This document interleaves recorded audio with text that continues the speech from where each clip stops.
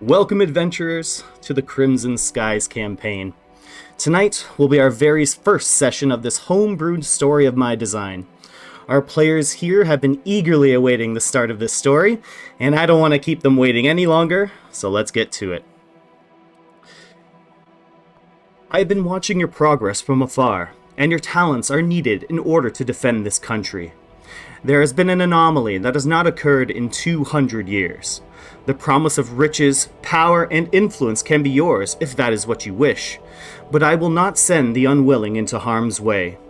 If you agree to answer the call, please meet the other chosen at the southernmost edge of the Dunmist Forest, east of Dunblane, in 5 days' time, when the sun is highest in the sky.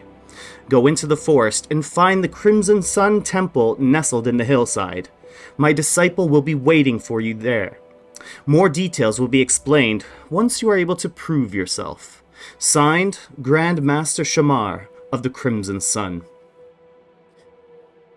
You feel the sun against the tops of your heads, and it is perched high in the sky, its gentle light warming you. The earthy smell of the forest fills your nose as you read and review the note that was slipped into your pocket 5 days ago. You have arrived at the destination mentioned in the letter. You have all followed different paths to get here, but the first to arrive is Midas. Please describe your character. Whew. I walk in, well, at least I look at the temple, and on my person, I have, a couple of okay quality clothing, just nice enough for a little stroll. I have dark black hair that's braided down behind my back. My golden eyes look at my hands, and on my right hand, it is not humanoid, it is actually metal. It's a metal right hand. On my sides, I just have a couple of pouches filled with different fabrics, different tools, different things that can hopefully help me. I have, dark skin, probably from being in the sun. It's kind of hot out here. And yeah. Amazing. So, just to reference, we're not exactly at the temple just yet. We are just kind of at the forest just before that. We're kind of at the meeting area for everybody. So everything else was perfect. Amazing. So, Midas, you kind of read that note once again that was in your pocket. The words, other chosen, stick out in your mind. Where are these other chosen? And just at that moment, coming from the direction of Dunblane to the west and getting closer to you is Naylan. Please describe your character. Before you sees a fairly tall furbolg with a dark brown eyes, dark brown hair that is wrapped up nicely in a ponytail. His skin is a sort of it's a very sky, but like slightly darker blue, and he's wearing a nice coat with a nice leather vest with a tie underneath, and his mace on his side, shield on the back, and a pair of monocles resting right on his nose. And he walks up. Where did you send this letter? As he speaks to Midas. I look at this tall figure and go with a raise of my eyebrow. No, I assumed you didn't either. You must be one of the chosen mentioned in here. I look him up and down and goes, I am, and I'm assuming you are as well. I just show him the letter. Didn't even change anything. Interesting. It was a standard letterhead sent to everybody. So as you two talk and introduce each other to yourselves, a rustling is heard from the Dunmist Woods, a little bit towards your north. A rustling and a merry tune. Singing his way through the forest, Eladrin, please describe your character.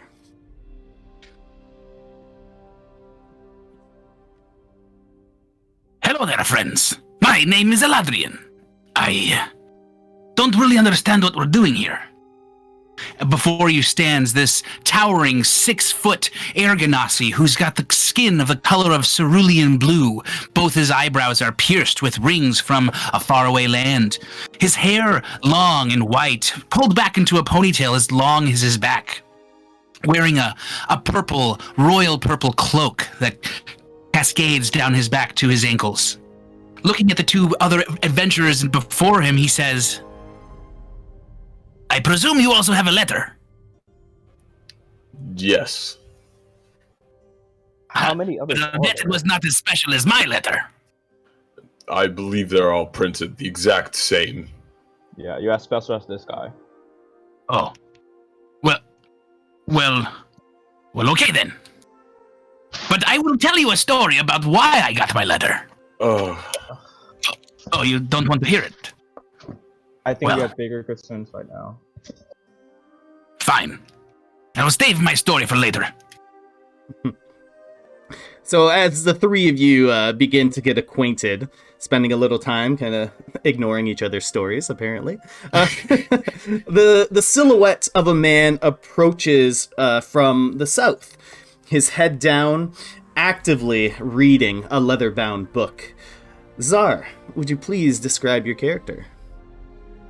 Yeah, so you see a man in like a blackish crimson cloak, kind of covering his face, looking down, and through the cloak, his face is kind of covered in dark. And I see some eyes shining out, and kind of like a sinister grin.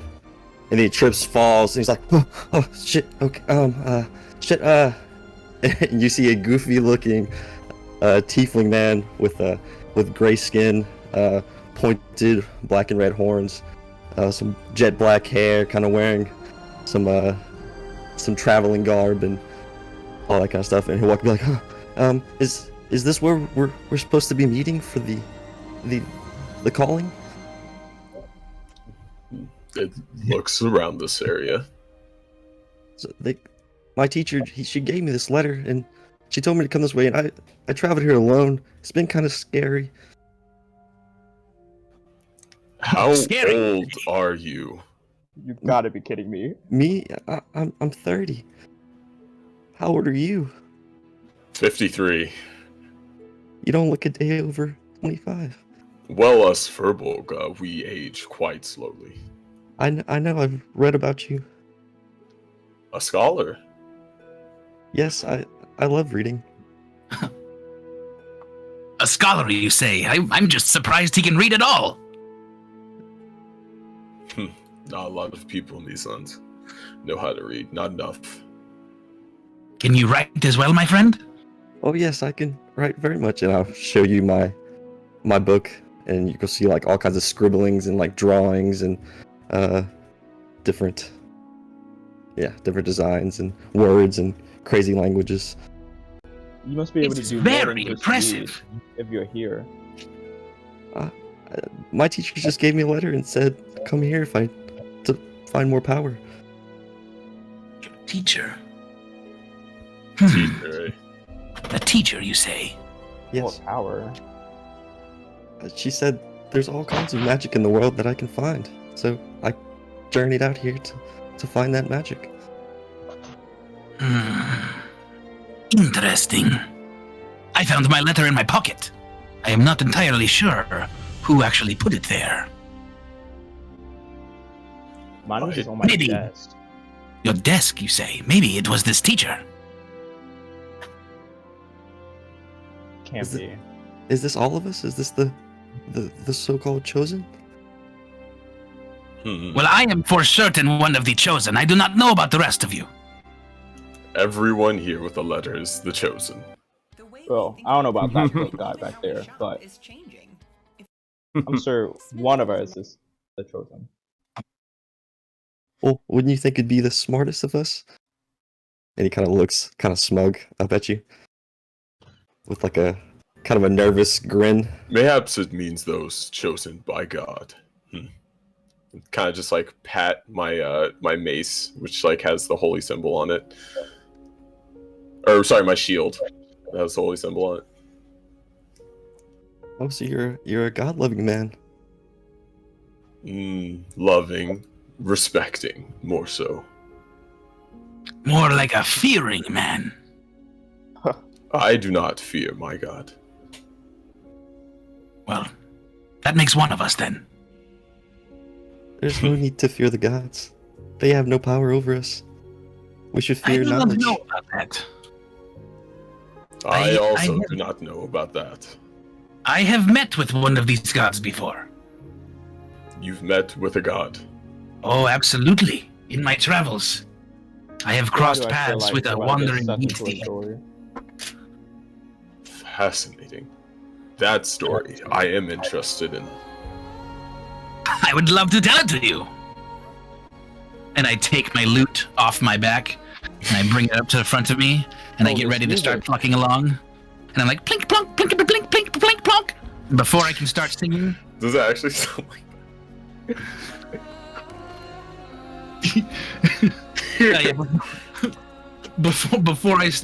before I break into song and start singing, I look at this kid that's got the book that can read and write, and I'm like, what is your name, dear traveler? My name is Zaratel. What did you say? Zaratel. Zaratel. Yes. Okay. Well, this is a song about you. I thought it was about Plonk. the god. Well, you must be referring to me as a god. No. She must be delusional. Yes. Well, you see, in order for me to tell my story correctly, I must place myself into another person. what kind of storytelling is this? It's called role-playing. Oh, it's a fake story. No. This is a real thing that happened to me. I was just pretending to be another. So it didn't happen to you. It happened to me. Do you want me to tell the story or not? Not really. Fine. I put my loot back on my back, and I just kind of turned around and crossed my arms. So as you guys kind of continue to squabble and discuss, clearly making lifelong friendships along the way as we go here. Really? Great first impressions all around. You guys kind of looking out, kind of wondering, are you guys just the four of you? Is this all that's there? You start to see a figure coming from the west towards from Dunblade, just like Naylan approached from. And as this figure approaches you, you actually start to hear this person before you're able to get a good sight of them. You can hear that their heavy chainmail armor clanking back and forth as they walk towards you. And Holgrim, I would like you to describe your character for me. Okay, so you guys kind of, I guess first you hear coming through the woods. You can kind of hear these heavy footsteps. There's a little bit of muttering under his breath. Things you can hear like, oh, letter, oh, chosen. Too hot out. Like he's kind of seems a little ornery. When you finally see him get through the trees, it's about a 4.5 foot tall dwarf man, chainmail armor, just kind of rough clothing, just kind of lots of browns and greens. He has long red hair, kind of braided down the back, a long red beard braided in front. He carries with him a warhammer over his shoulder. He has a shield with some like bronze filigree engravement on it that's kind of in the shape of an oak leaf. And yeah, he comes up to you and just says, oh, so this is the chosen I've been hearing about. Is that Jolgrim? Emberforge? Oh, Dante, or Nathan. I don't know where I got that other name. Yeah. Yes, Nathan, I haven't seen you in a while. Who are these other people? I walk up, give you a handshake greeting. I do not know of these folk, but it's nice to see a familiar face here for once. It is. I was not sure what to make of this letter and these chosen. I'm glad to see there's at least one other person who can handle themselves. You also got one. Yes, I did. I'm not sure where it came from. One day it was in my chamber, and I guess against my better judgment, I followed it. Or perhaps that was your good judgment, my friend. It's entirely possible. Yes. What's your name, please? Oh, well, you can call me Eladrian. I am of the Breeze Leafs. Oh, well, it's nice to make your acquaintance. Eladrian of the Breeze Leafs. Yes. You as well, my friend. You said your name, Holgram. Yep. Hologram. Hologram Emberforge. Emberforge. Is this the Emberforge from the mountain? My family does hail from Kraknar, near the Stonecaster Mountain. That's true. Interesting. I have heard of you before. Well, that's good to hear that our reputation has gotten out. Yes. Only good things, I hope. I guess that depends on your definition of good.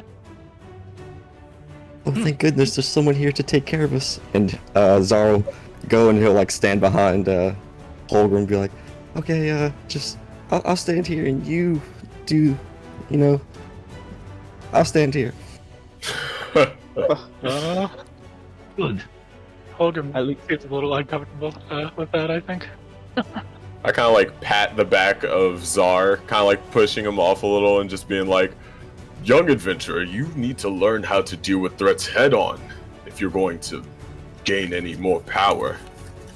Zaro kind of like fall a little bit because a light breeze would blow him over. I just want power. I didn't think I'd have to adventure for it. Maybe that teacher if It's all have that note. Well, that will prove to be true, and hopefully not.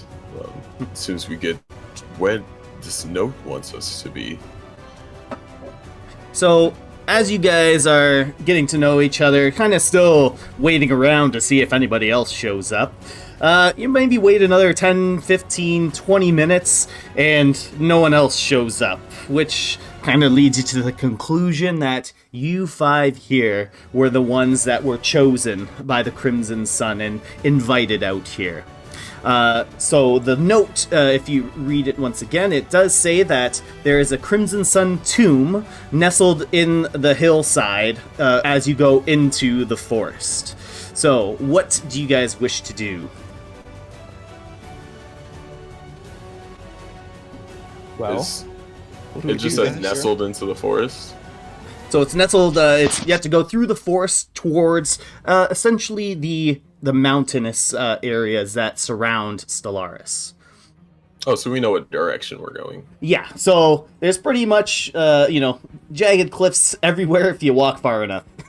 you're gonna hit a cliff face, or I should say mountainous mountainscape, kind of jagged upwards, like mountains all around the side that kind of basically make that kind of barrier around the country. Mm-hmm. So you guys can very clearly see the hillside where you would want to be going. It would be kind of directly east of where you guys are right now. So you do have to travel into the forest a little bit. What time of day is it? It's just slightly afternoon. Probably around like 1 or 2. I suppose we should stop burning good daylight. Yeah, I agree. I agree. We wouldn't want our new friends to get hot. All right, I guess start heading in that direction. All right. And who is going to take the lead? Not me. Sure, I'll take the lead. Yeah, I'll be up by Nayland. I'll be squished in between Nayland and Holgrim. Just kind of like peeking over every once in a while, just like shivering behind him. It's like third wheeling a little. Yeah, I'll I'll walk. take behind Zord, my arms crossed, just shaking my head as I see him just shivering like a wimp. And I'll bring up the rear, and then as we start traveling or whatever, moving our way, I'll pull out my lute again and just start playing some background music for driving music kind of thing as we walk down the path. Oh yeah. Perfect. So, you guys have your marching order. Nalen's taking the lead with Holgrim behind him, Zar in the middle, Midas, and Aladrian bringing up the rear. So, you guys begin to head into the forest. And I would like everyone to make a perception check, please. We first roll of the night. Yeah. So, everyone make a perception check, please.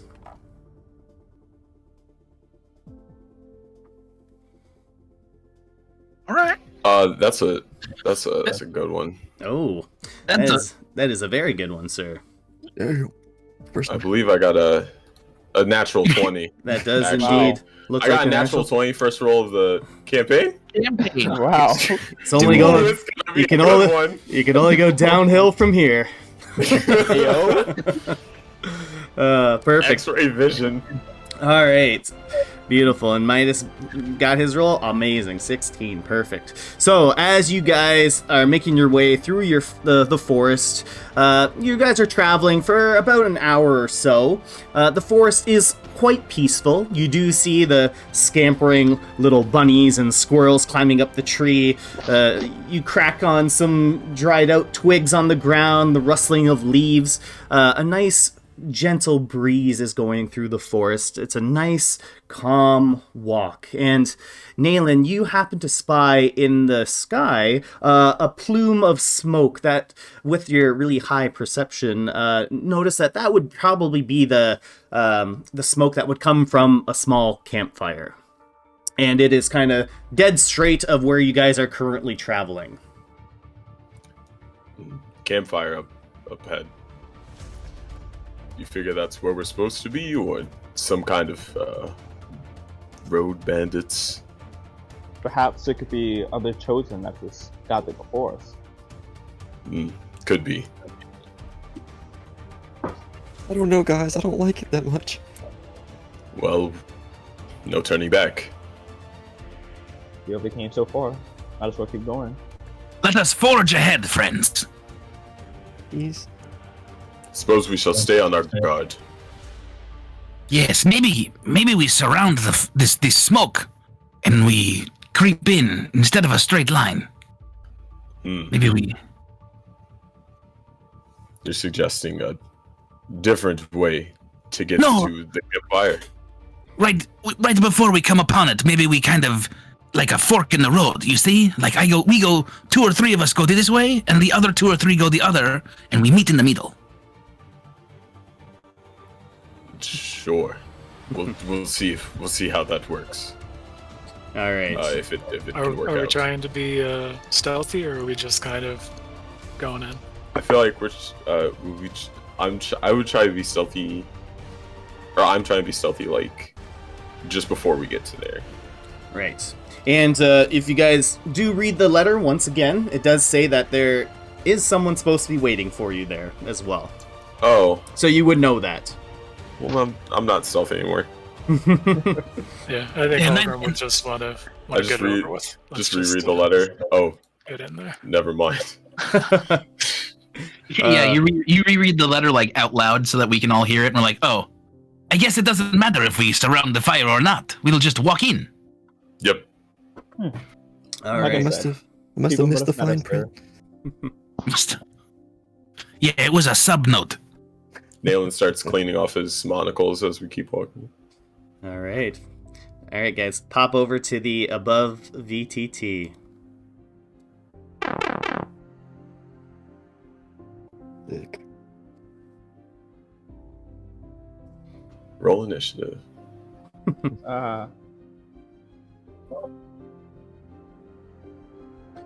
let me know when everybody's there. I'm here. Go I for am it. good. All right. Now, make sure you can move your characters around.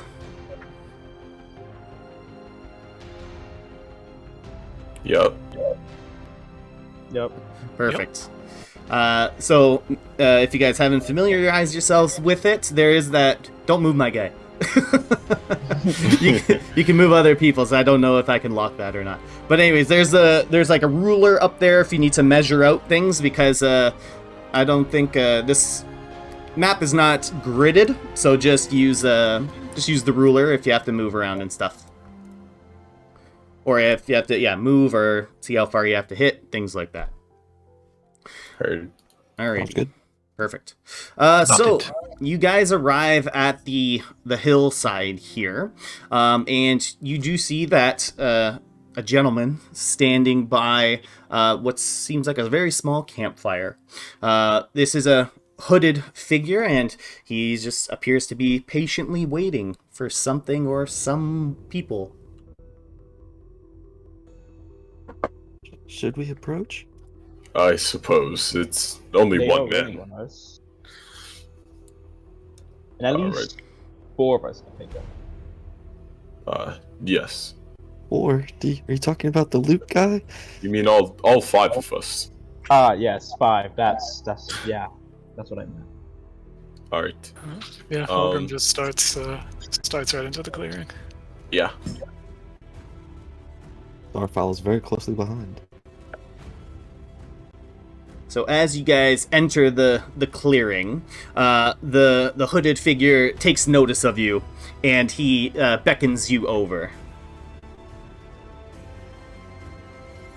Hi, my friend. Greetings. Hello, you must be the Chosen. I hope your travels here weren't too unfortunate. Unfortunate, I met 4 new friends. In fact, it has been a very good trip. What do you mean 3? It's just, I can't count. Yeah. It was very scary on the way here. You should have sent a guard or something to protect me. Well, we wouldn't have sent out for you if we didn't think you'd be able to take care of yourself. What do you mean we? I only see the one of you. Oh, there's many of us. Don't you worry about that. And so, as you guys converse with this gentleman, he is human in appearance, who stands about 6 feet tall, and appears to be around his 50s. You don't see any hair underneath his hooded appearance, but he has a full black beard with bits of gray kind of sprinkled throughout. And if you were to get a good glimpse of his eyes, you'll notice that they have a green shimmering color to them. He's wearing some black loose fitting robes, but you can discern that he has quite the agile physique underneath all these billowing robes here. He introduces himself. My name is Zanel. I am one of the members of the Crimson Sun. I believe you all received that letter? Yes. Yes. I nod. Yes. He'll extend his hand out and, may I have the letters, please? You mean I cannot keep it? Like a souvenir? Well, this is There's nothing unique about the letter, I say as I hand it over. Quite right. That's It's mine over. just a correspondence to invite you all here. Spasm. Azar's kind of like tap at all of his clothes and stuff. He'd be like, and he'll open his book like, oh, here it is, and I hand it over. Yeah, I reach inside the middle of my loot to, like, the hollow part, and I pull it out. I'm like, all right, you may have it. Well, I thank But you. expect something in return. Yes, and we will get to that, but first, this letter did ask you to go into this tomb that's behind me. This is one of our Crimson Sun tombs, and we like to think of it as a little bit of a rite of passage. And as the Grand Master wrote to you all, we do not wish to send you into any dangers that you are not prepared for. So we ask that you go into this challenge with bravery and courage in your hearts. And once you finish it, more details will be explained to you. And at that moment, he reaches into his pocket and pulls out a key. And he kind of extends his hand out with the key in it, just waiting for whoever's going to take it. I'll take it. Alright, so Nayland, you grab the key out of his hands, and Zanel walks over to the large stone doors that are currently closed, and he begins to push open the larger, probably about 6 foot tall stone doors, and he pushes them outwards, kind of like a saloon door, and the large stone doors push out to the side and lock in place. And he beckons you inside. Shall we? After you, my friend. We have to. I'm starting to Yes. think they want more than just clothes. I think Holgrim will walk up kind of to the front and lead the way a little bit. Yeah. So I'll kind of like look back over his shoulder, look back at the party, think for a second, think what he really is here for and what really brought him on this journey, until step forward. It's okay, my friend. This will be a great story for you to be writing. It'll probably be safer with us anyways. Okay. Oh, Barely got here one piece. yeah, I'll follow you guys. Alright, perfect. Do-do-do.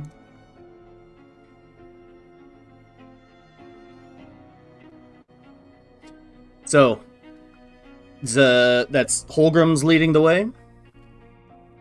Yeah. Alright, perfect. Okay. Unless we want to be stealthy, because Holgrim's not good at that. I don't think. But I think I'm lots fine of just people to here go. are good at stealth. No. Alright. Before we walk in, I'll cast Mage Armor myself. Ooh. Awesome. Perfect. I'd like to just turn back to Zanel right before I go in and just say any advice on what's in store for us.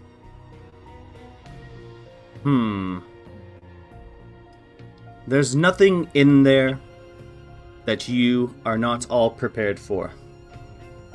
And that is all I will say. Cryptic. That's not Alright. good at all. That sounds very intimidating. So what are we doing? All right, do I just move my guy in? Yep. There goes nothing. All right. Alright, perfect. So as you all follow Holgrim into the tomb, as you see Zanel behind you, the doors remain open, but he just watches you go deeper and deeper down the stairs into the tomb. As you guys make your way down the stairs, a very musty smell fills your nostrils as you walk inside. Cobwebs line the walls, as well as vines and crumbling stones from the walls. The stairs go down about 20 feet, and it is quite dark in there, as you might imagine. So those that don't have dark vision might have a little bit of issue seeing things. Do any of us not have dark vision? 60 feet. Do any of us not have it? This is good like that, I guess. Oh, that's crazy. I think there... I don't... Was there one person that didn't have it? I could have sworn there was one. I don't know if it's... Oh wait, I think it's Oh, I me. got it all right, my I friend. think it's me Oh. actually. Well, The Furble Dang. does not have it. That sucks. You thought you Okay, were cool. slick. I thought it was cool. Dang. I grab a ball out of one of the pouches in my pocket, and I just tap my fingers on it, using my magical tinkering, and a 5-foot light starts radiating from it. Oh, thank you. I have trouble seeing in the dark. So that little orb will give out about as much as candlelight would. So it is only, I think, about 5 feet of light in front of you, but plenty in order to traverse Better where than you need to be. Yeah, exactly. You can only see 5 feet in front of me, it's fine. So At least you won't fall into a pit. So, as you guys continue down the staircase, you make it to the bottom, currently where Holgrim is right now, and there's nothing in this room except for a large door that appears to have a spectral blue lock on it. And from underneath the door, you are actually able to see some flickering blue light emanating from the bottom of the door. The spectral lock has essentially a padlock on it. And what do you do? I'll use the key on it. All right. So, Naylan, you go and you take the key that Zanella gave you and insert it into the lock. And as you do, and you twist, the spectral lock evaporates into its vapor and disappears. Does the key stay? The key disappears with it. Ah, Hopefully we won't be needing that. doubt it. This is the makings of a very good song, my friends. Please don't start singing again. I would. Fine. You don't like his singing? I find it quite charming. You have quite some taste. I look you up and down, tell from your fashion sense as well. I am known far and wide for my song. Only one song? Well, you found me out. The others might not be that good, huh? I'm gonna push the door open. Alright, so, Naylan, you push the door open, and it offers very little resistance as you open up the door, and you may enter the next room. Just give me 1 second. Zara will go up to... Oh, crap. I kind of like gesture towards the door to Hjolgrim, as though like we both know the drill, that like he goes in front of me. Yep. So I'll step through the door and kind of give a cursory look around the room, see if anything's in there that's interesting, anything dangerous. Alright, so, Holgrim, you enter the room, and nothing dangerous catches your eye. It appears safe to enter. Okay, so I kind of gesture back to everybody else, give a little wave that it's we're clear up front, and enter a little deeper into the room. I sure hope this room smells better. I'll walk up to Eladrin as we walk in and be like, can you please strum a little bit? It helps with the silence.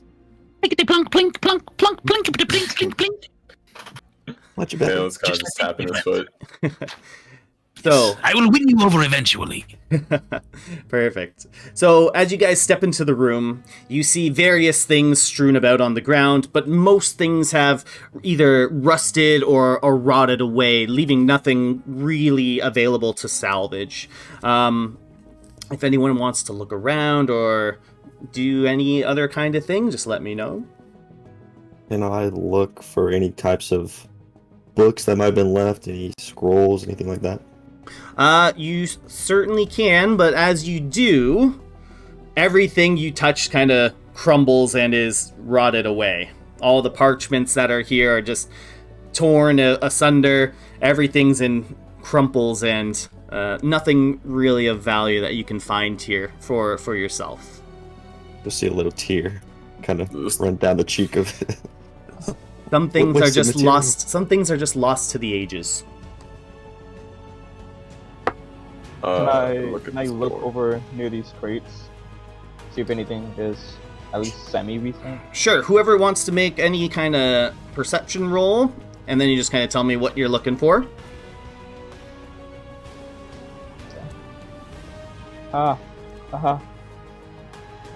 Well, I'm just seeing if there's any form of life, just to see if anything has been using any of these objects. Sure. Has left something behind. Yeah, so Midas, as you kind of take a look around, you get the idea that maybe this room used to hold areas that people might rest in. You do see some skeletons in the room, but they look as though they've been passed for many years. There's no flesh on them, not even any scraps of leather or armor on them. They're just skeleton bones throughout the room. Does not look like there was any kind of battle here, though. Interesting. And then Naylan, with your 19, what are you looking for? I'm looking at this door here, Sure. that right in front of me. Sure. Yeah. So you look at the door. Do you want to do anything else to the door? Just trying to see if it's like, is it locked? Is it trapped? Sure. So you try to maybe push on the door a little bit, and the door does not budge whatsoever. However, what everyone notices when they come into the room is in the center of this room, there's a stone pedestal that's supporting what looks like a glass container filled with a red liquid. And it sits directly in the center of the pedestal on a small platform. However, surrounding the top of the pedestal is a blue flame enveloping the glass. That flame is what's illuminating the room and giving it a strange blue light to it. And as you tried, Naylan, you saw that the door, presumably on the door that you're at, it is currently locked.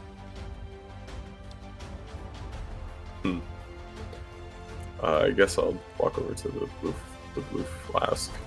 Sure. And I'm going to use your perception roll that you already made.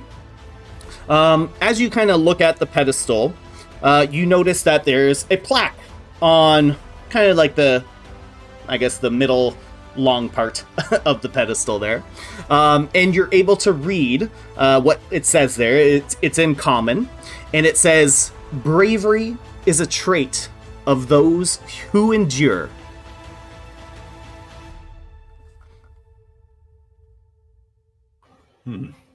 Endure what?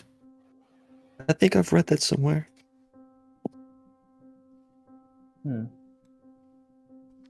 I have endured many things. I guess that means I am brave. Is it predicting the future? Endure. Maybe.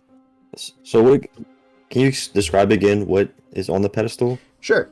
So imagine kind of like at the top of the pedestal, it's like it almost looks like a torch is kind of like coming up from like the top of the pedestal, and it's surrounding a glass container that's holding a red liquid.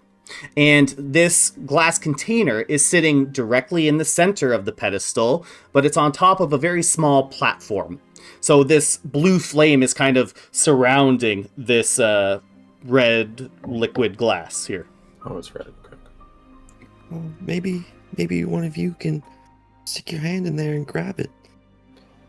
Do you see that fire? You're crazy, my friend. Stick my hand into this? Holgrim sticks his hand in. All right.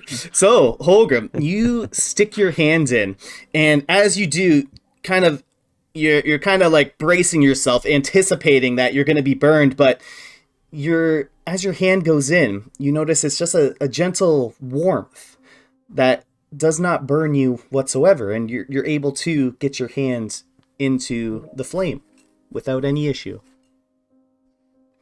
Okay. I kind of move my hand back and forth, feeling the warmth, and then I try and see if I can grab the red liquid. Okay, so you're going to reach out to grab the glass? Yeah. All right. So, Holgrim, you reach out and grab the glass, and are you kind of like lifting it off and trying to grab it? Yeah, I think I wanna pick it up and see if that does Okay. anything with the door. So, Holgrim, you reach out and you grab the glass, lifting it off the little platform that it's on, and you hear an audible click. And at the top of the door, Naylan, you notice the door that was locked. You notice a clock appears, and the doors that you came through slam shut, and you hear them lock. The clock above the locked door begins counting down. It's starting at 10. The numbers are lit up bright blue, and the blue flame that was around the pedestal begins to grow dimmer and dimmer. And you see 10, 9, 8. What do you do? Do something. What have you done? I'm freaking out. I'm This does not freaking look out. good. Shogun, the liquid. Something with the liquid. I'm gonna walk towards the door with the red liquid. See All if- right. Fulgrim of the red liquid. I don't think singing is the time right now. It's what I do when I'm scared.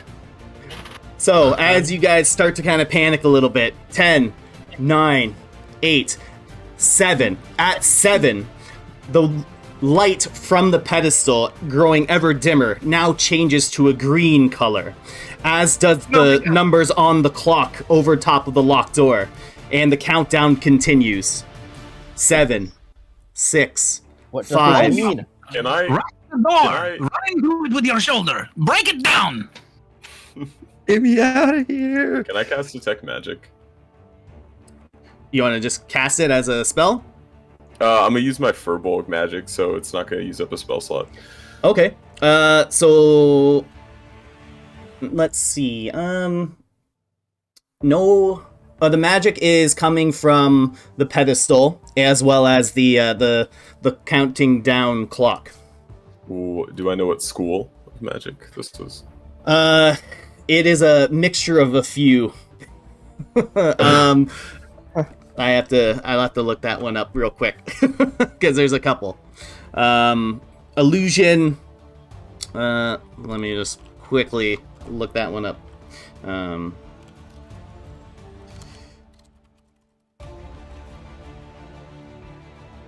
See, these are the questions you don't think people are going to ask. I'm thorough. Oh, I appreciate it. All right.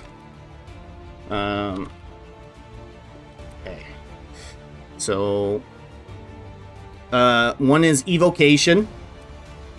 There's illusion, and there is abjuration. As soon as I detect evocation, I kind of just run in a corner and hide, and kind of like duck down. All right. Something bad's about to happen.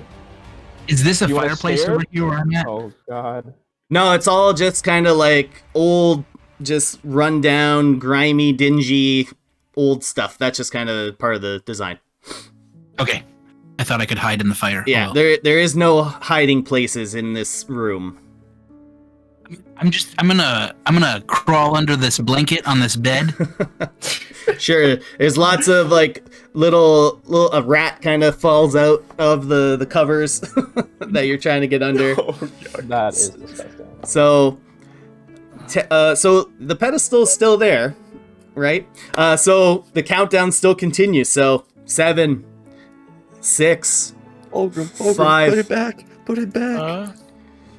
So I'm actually just gonna stay by the door, holding it up, trying to demonstrate bravery. Galen holds up his shield to his face. Oh my god! Zara, Were you there gonna, any other, you were gonna there let any him do other it? changes when I approached the door? Like, No. other than things turning green, did it No. make any difference? Nope. Not that you notice. The door is basically has not moved whatsoever. So 7, 6, 5, as the lights change to the green and they're getting dimmer and dimmer, the room is getting darker and darker. 4, at 4 seconds, the lights from the pedestal now grows a dark red, as do the numbers on the clock. and the countdown resumes. 4, 3. I think I should maybe have just stayed in the studio. when it changes back to red, I'm going to put it back down on the pedestal. All right, so 4, 3. So you place it back on the pedestal. Yeah. Okay. I crawl out from the blanket. So you place it back on the pedestal, and everything goes back to how it was when you first entered the room. The door that you entered from, you hear that audible click as though it had unlocked from the door that you had entered this room from, and the light goes back to its blue, flickering luminescence as when you first entered the room. Well, now we're back to square one. Yeah, we definitely have to do something with that. Holy Well, that was shit! exciting. We almost died. Possibly. I only detected evocation magic, and that is what made me so paranoid of our destruction. Because why? Evocation is the school of fire and ice and lightning, things that hurt you. Yeah, things that fucking hurt. There is illusion, obviously. But what did that plaque say? Something about enduring? Yeah. Black was bravery is a trait of those who endure. Endure. And it's the liquid. Is it like an openable container? It looks like it can be open. It kind of has like a cork on the top. Anyone care to drink it? You drink this liquid that turned the room a different color? If you give me 10 minutes, I can figure this out.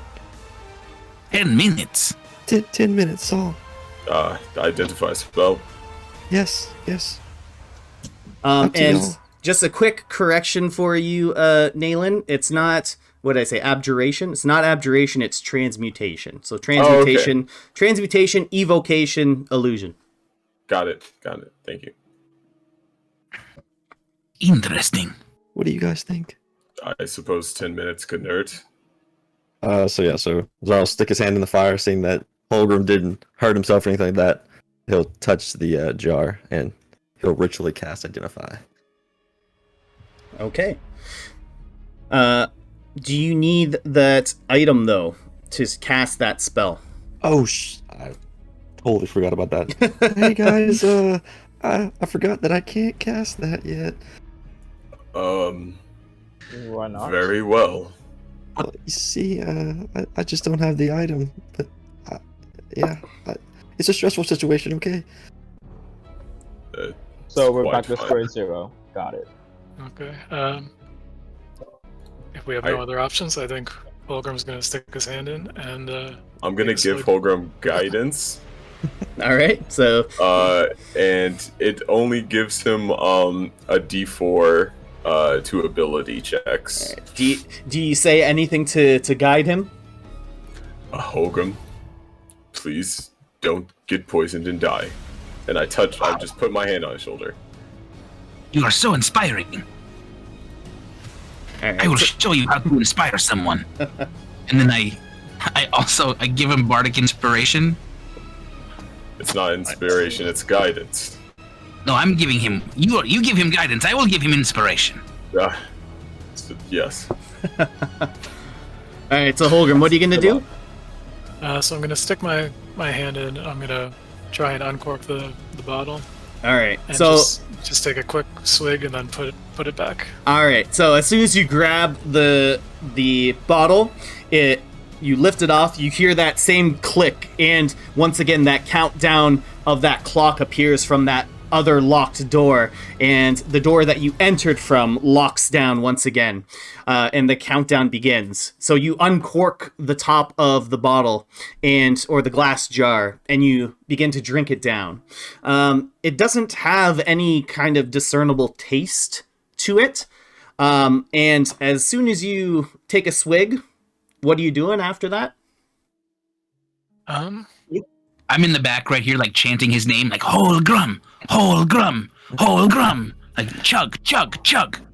So I just want to kind of I want to look around and see if anything is different, and then approach the door. All right. Are you still carrying the glass with you? I think I'm gonna leave the glass on the pedestal All based right. on what happened last time. Okay. So you lift it off. The countdown begins. The doors lock. You take a swig out of it. As I mentioned, it doesn't really have any kind of discernible taste. Almost kind of just similar to how water tastes. And you put it back, and the room once again resets to how it was. But you notice that the liquid that was inside the glass begins to refill itself back to where it was initially.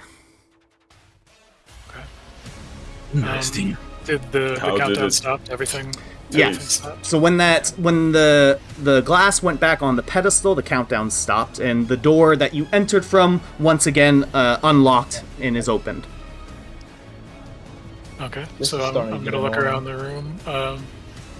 I'll say, it tasted fine. I feel fine, but I think we all might have to drink from this. You want me to drink from this glass that changes the room of color? I think All that's right. the only way out. But he's still alive. I will prove to you that I am just as good as you and can drink as well. So All I'll right. open up the glass or whatever and reach in and grab it. All right. So as soon as you go in to grab the glass, the doors lock, the countdown begins, and the blue flames begin to dim ever so slightly. So the countdown is going currently. Right, so I take a big old swig and then I hand it out to whomever is closest to me, and I'm like, all right, who else is going to drink from the cup? 10, 9. I Eight. sigh Quickly. for taking the cup and placing it on a podium so you can refill again. All right. So you place. So after Midas takes the glass from Eladrian, he places it back on the pedestal, and the room once again resets back to its normal state. This is very strange. I'll take it off and pass it to Czar. All right. And once again, once you place it on the pedestal, Midas, the liquid that Eladrian drank out of it refills. So it's back up. It's topped up.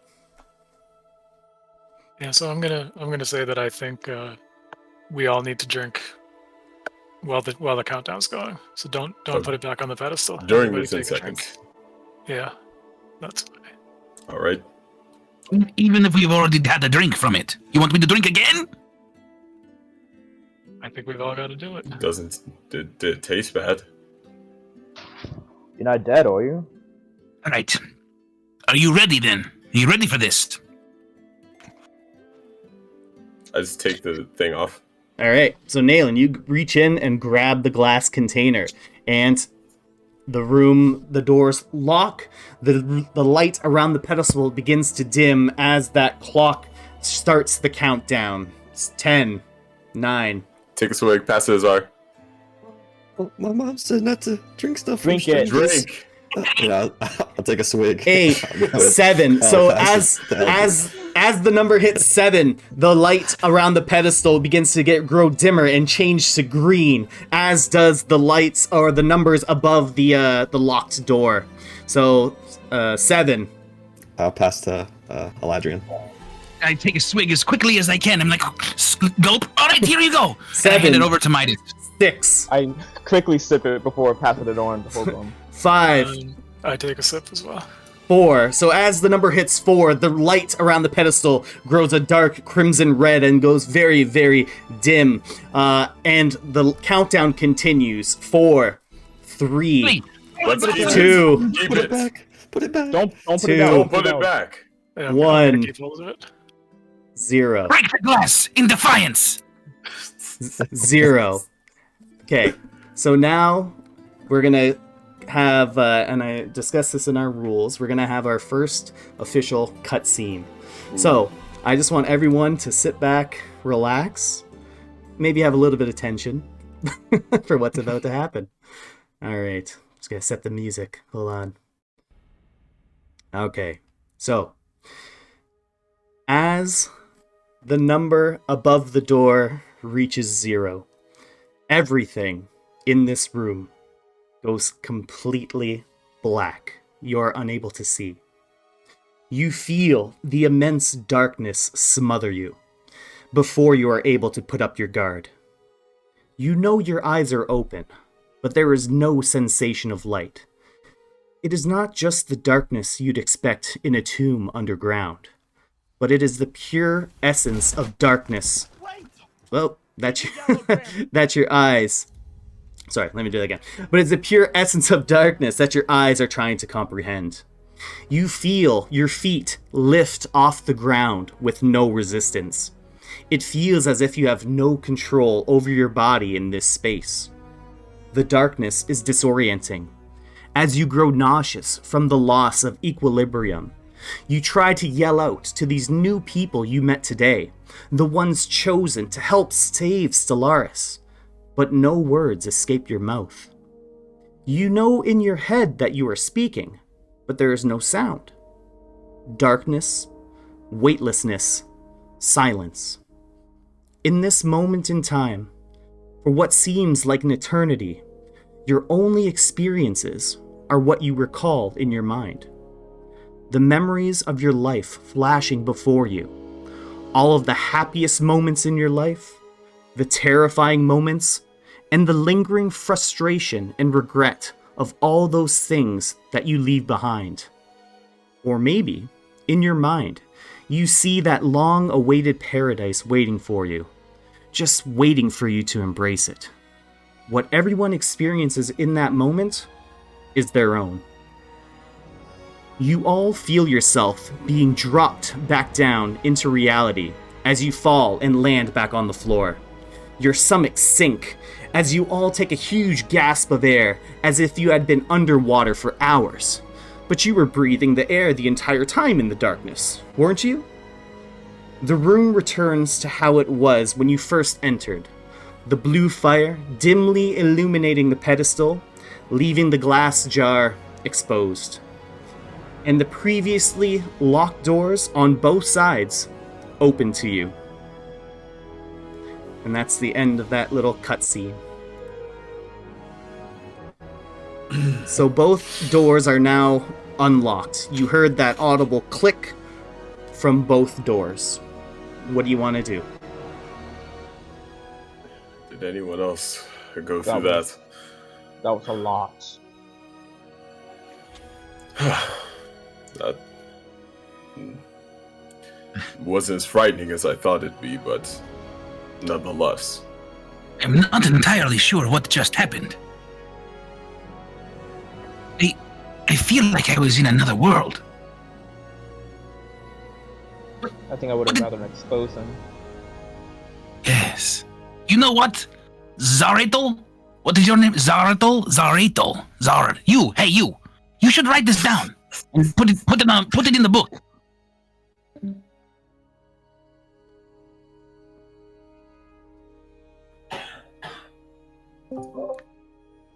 Yes. Put it in the book. It will be good. This way we will remember it for all of time. You will embolden it in story, and I will turn it into a song. We will be like the writer and the singer of old. What a great. What do you say?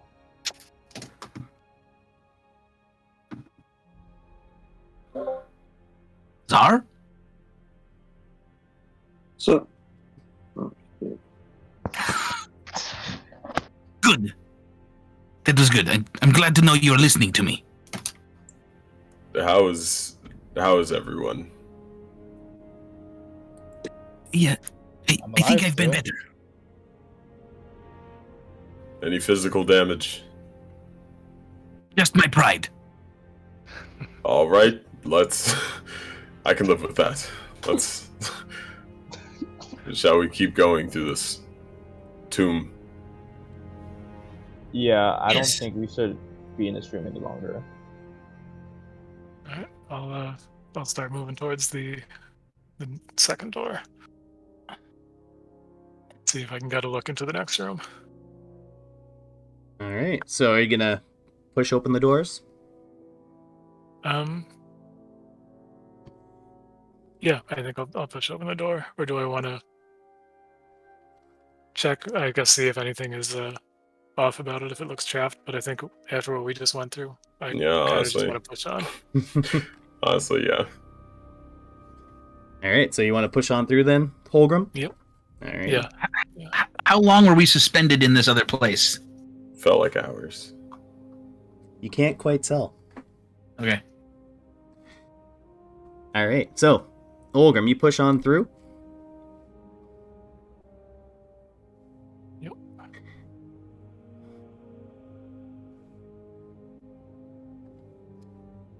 More hallways. How fun. Come on. Come on, baby boy. Let's go. Can you all hear me? Yes, now. Yeah.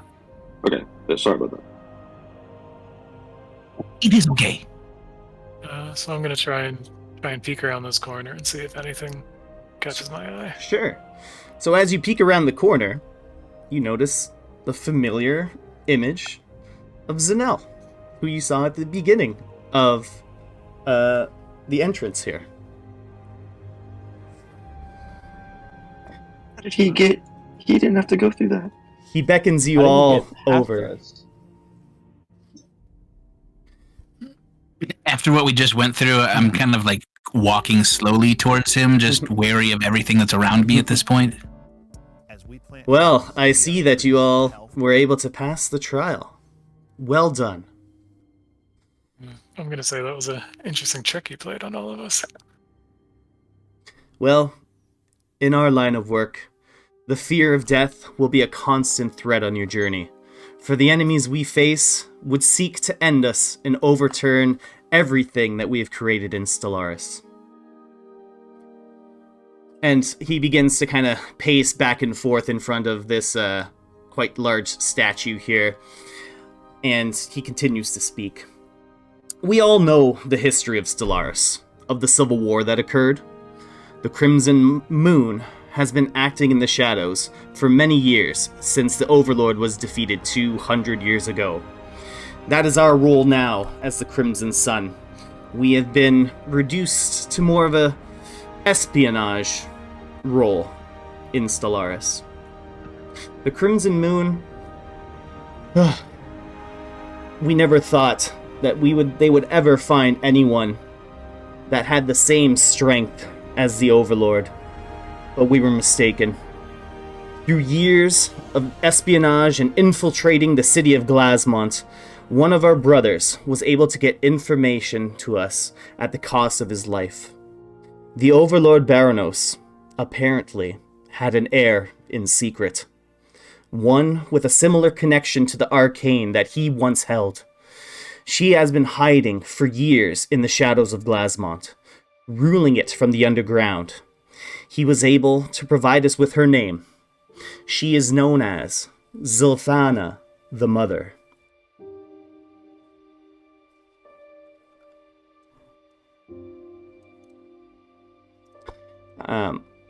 And Zanel, so Zilthana the Mother. And I'll spell that out for you guys. Hope I guessed And, right. Me too. I did! So Zanel kind of continues as he's looking you guys up and down. He's noticing, maybe a little bit of worry on your guys' faces. Maybe a little bit of, almost like a little tight bit of a tired expression after what you guys just went through. But he continues. For years, they've been amassing an army and arcane power right under our noses. But now their forces have begun to move. And my master, Grand Master Shamar of the Crimson Sun, had a vision.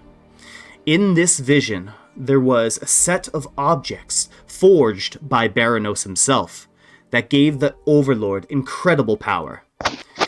Each object on their own wields a great force, but when used all together, they could bring down armies.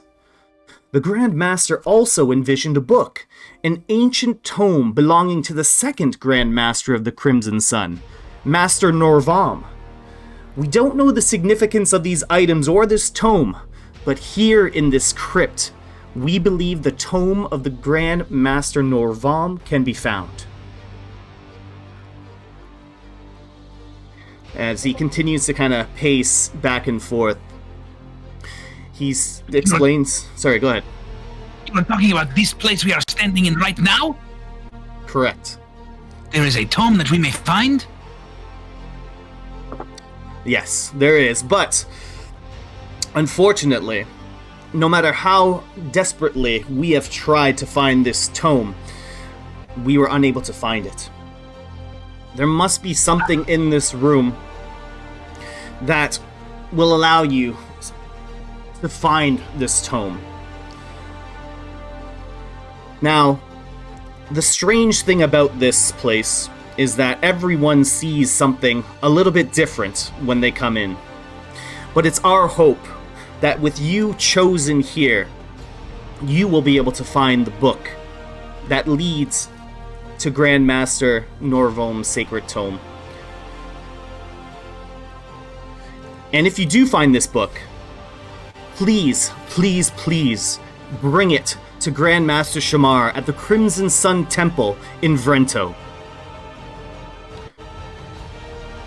And as he kind of paces, once again, kind of looking at you guys up and down, he says, I know that none of you were expecting this, but you 5 here might just be the only hope for Stellaris. And he beckons you to look at the statue that's behind him. When you look at the statue, you see that it is a figure of a man on his knees with his hands out in almost like an offering type of pose. And Zanel says, this is a statue honoring our first Grandmaster Tigel. He has been here guarding this tomb, and we have reason to believe that something about this statue is going to lead us to this tome.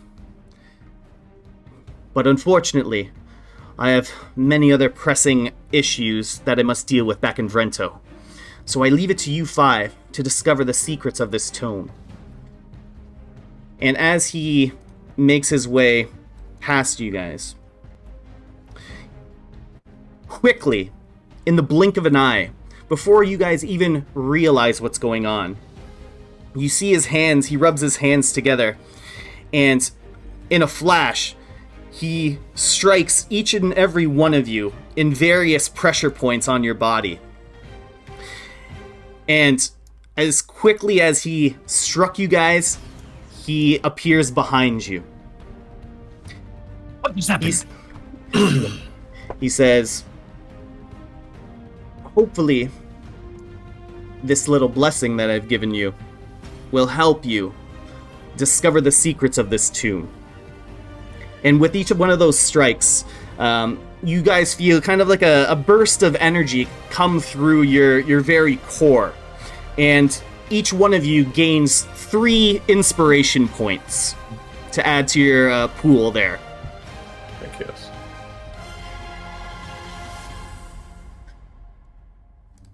And as Zanel begins to make his way out of the tomb from the way you guys just came, he looks back and he tells you guys, the more that you give to others, the more you will receive from them. And in a flash, he disappears.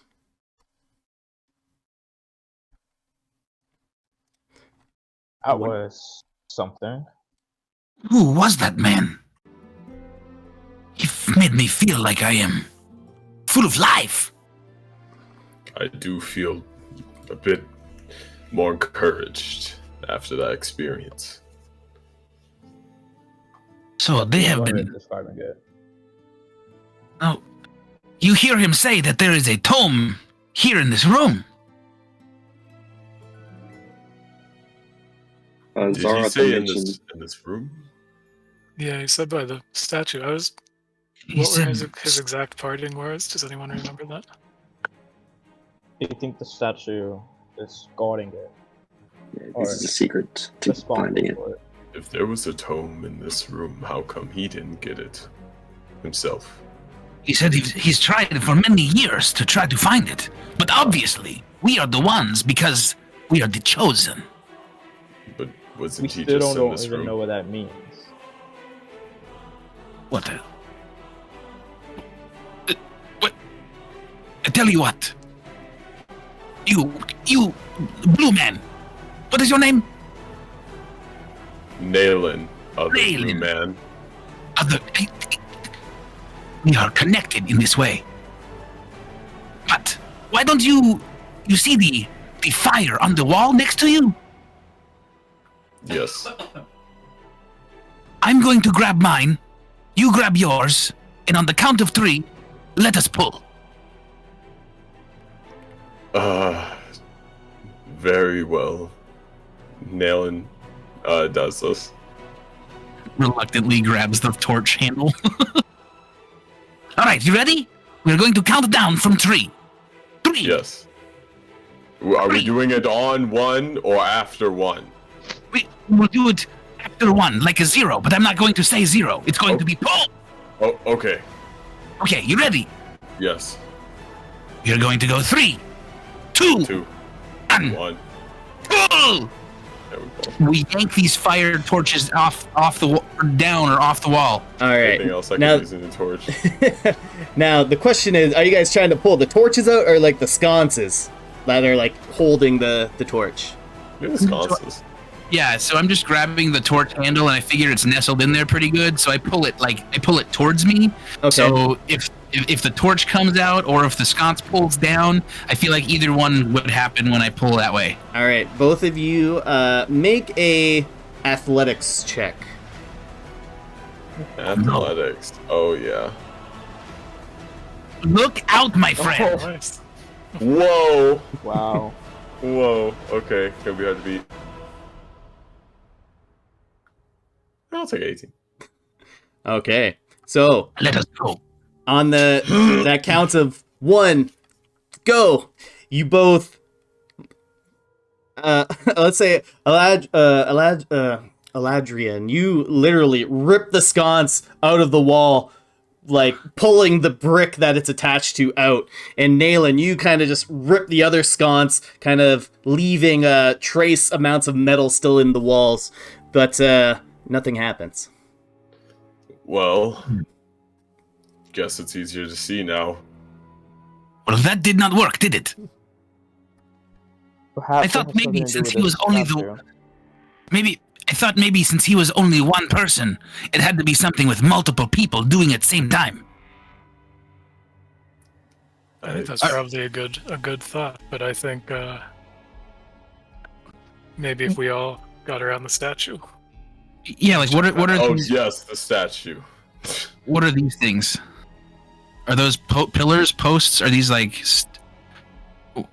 We'll say that they don't exist for the sake of the map here. It's just basically like the statue is kind of like on a little podium, let's just say, like kind of a small platform it's on top of. And the statue's in the kind of that offering kind of pose there, arms kind of outstretched like he's waiting for something to be placed in his hands. Look at his hands. What if he puts in there? I just have So I a quick walk- question for the DM, if that's Yeah. all right. But so at the end of before Zanel left, he gave us some piece of advice, but I didn't catch the whole Sure. thing. Something So- about working together. Yeah, so he says, the more you give to others, the more you will receive from them. Oh, So I think that might have something to do with the this statue. is very sage advice. Zar kind of, after he's blank, kind of blanked out for a second when he heard the word, the tome, about the tome, and he kind of shakes out for a second, and he's like, maybe I'll give him, like, a ring. And I'll take one of the rings off my pinky finger on my right hand, and I'll place it in the hands of the statue. Okay, so you place your ring in the hand of the statue, but nothing happens. But what you do notice is that when you place the ring in the hands, you did notice that there's kind of like a small indentation, a circular indentation that seems like it would fit something circular in it, but your ring is a little bit too small.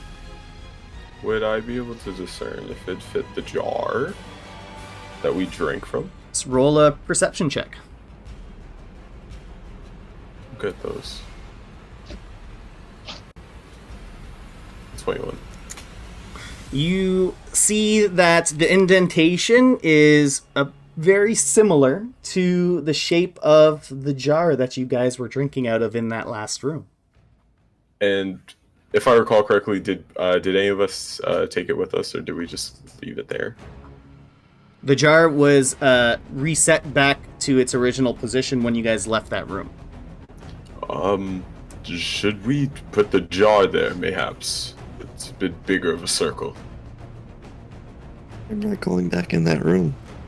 It could work though. I'm gonna just go back to the room. Start walking back to the room and grabbing the jar. I will come hold the door for you so it does not lock. Yeah.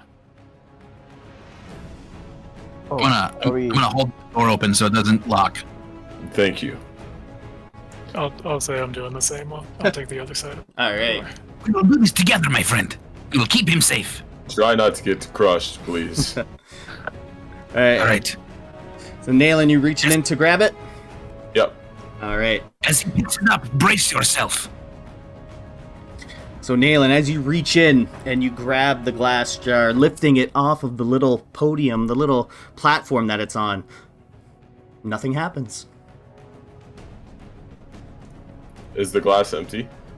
The glass has some of that red liquid inside of it, All right. but lifting it off didn't trigger anything.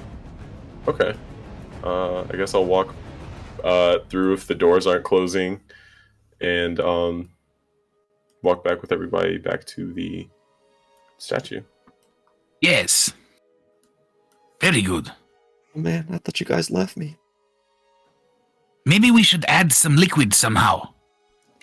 Does any- I don't think any of what we have might be able to aid what this statue requires. That is a good point. I guess I'll just set the glass down in the hands of the statue. Okay. So, Here you go, buddy. so as you place the glass jar in the hands of the statue of Grandmaster Tygel, the glass jar fits snugly in the indentation in the hands, and you hear another audible click. And what you notice is a little bit of shifting in the face of Grandmaster Tygel's statue, and the mouth opens up. And inside you can see a small vial on the inside. So who's gonna grab it? Can anyone reach up there? Yeah, it's not How like tall is it? it's probably How- only about like 8 feet tall. So it's not like Oh, out well, of I can reach up there. Yeah. I'll walk up and pluck it. All right. So you pluck the vial, and looking at it, it is a vial filled with kind of a red-looking liquid inside of it, and it is a standard healing potion. Like, I can identify it as such. Yeah, you've seen those around before, given your background and things like that. I walk over and hand it to Czar.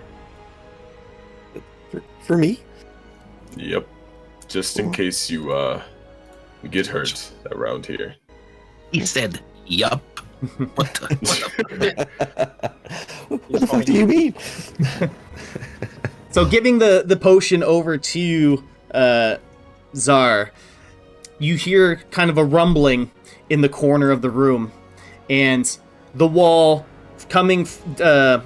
moving downwards from the ceiling opens up a small passage in the corner of the room. Oh my god. Secret door. I see.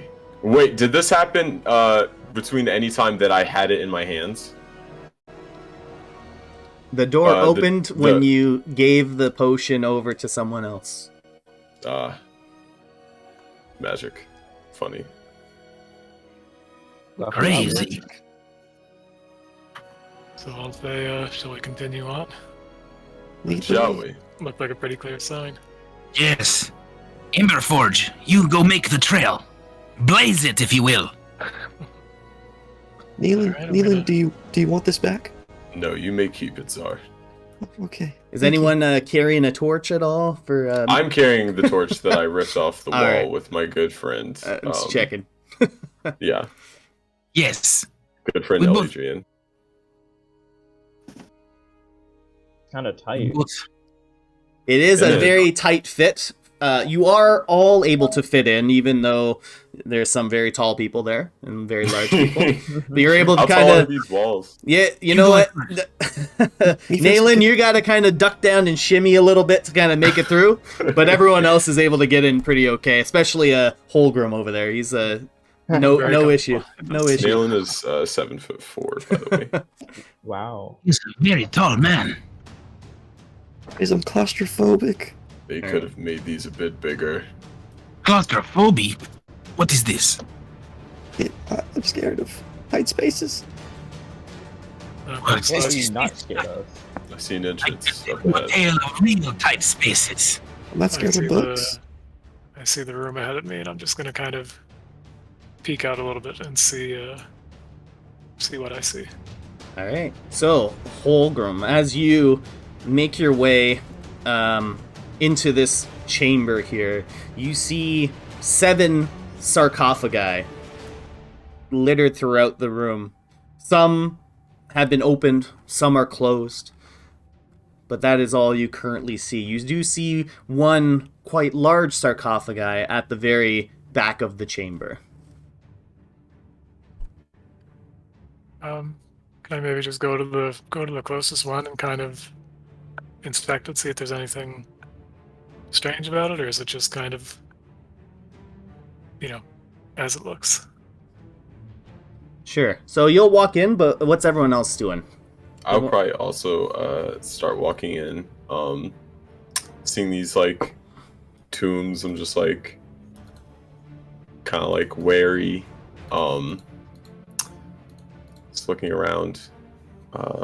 Actually, can I use my eyes of the grave to detect any undead within 60 feet of me that isn't protected from divination magic?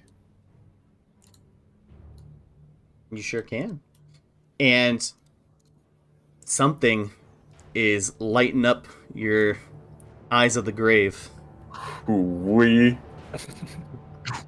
We. That's a sound. Is there a reason you're making it? Oh, that Nayland does not make that sound. I'm sorry. Okay. That was a Dante noise. Not a Dante noise. No, Nayland probably just goes. Well, judging by what he sees. What does he see? So, well, what does the I spell know do? the location of any undead within 60 feet of me that isn't behind total cover and that isn't protected from divination magic. Oh, okay. That isn't behind total cover. Okay. Well then, you don't get any pings. Oh, never, no whoees. I changed my mind. So, Holgrim, you're inspecting that sarcophagi there? Yeah, just the one right in front of me. All right. So as you go and lay your hands on it, you hear kind of the rushing of like dust and smoke, almost like a high pressure wind is bursting out of all of the sarcophagi here, as 4 skeletons Holy fuck. appear from the tombs here. What And is this? And I'm gonna need everyone to roll initiative. Let's go.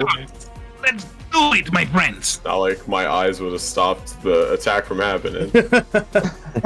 Once you said total cover, that was a whole different story. I know. I was like, fuck. I should have said that. I'll read better next time. I should have said that. Okay. I A-pressed it. Okay.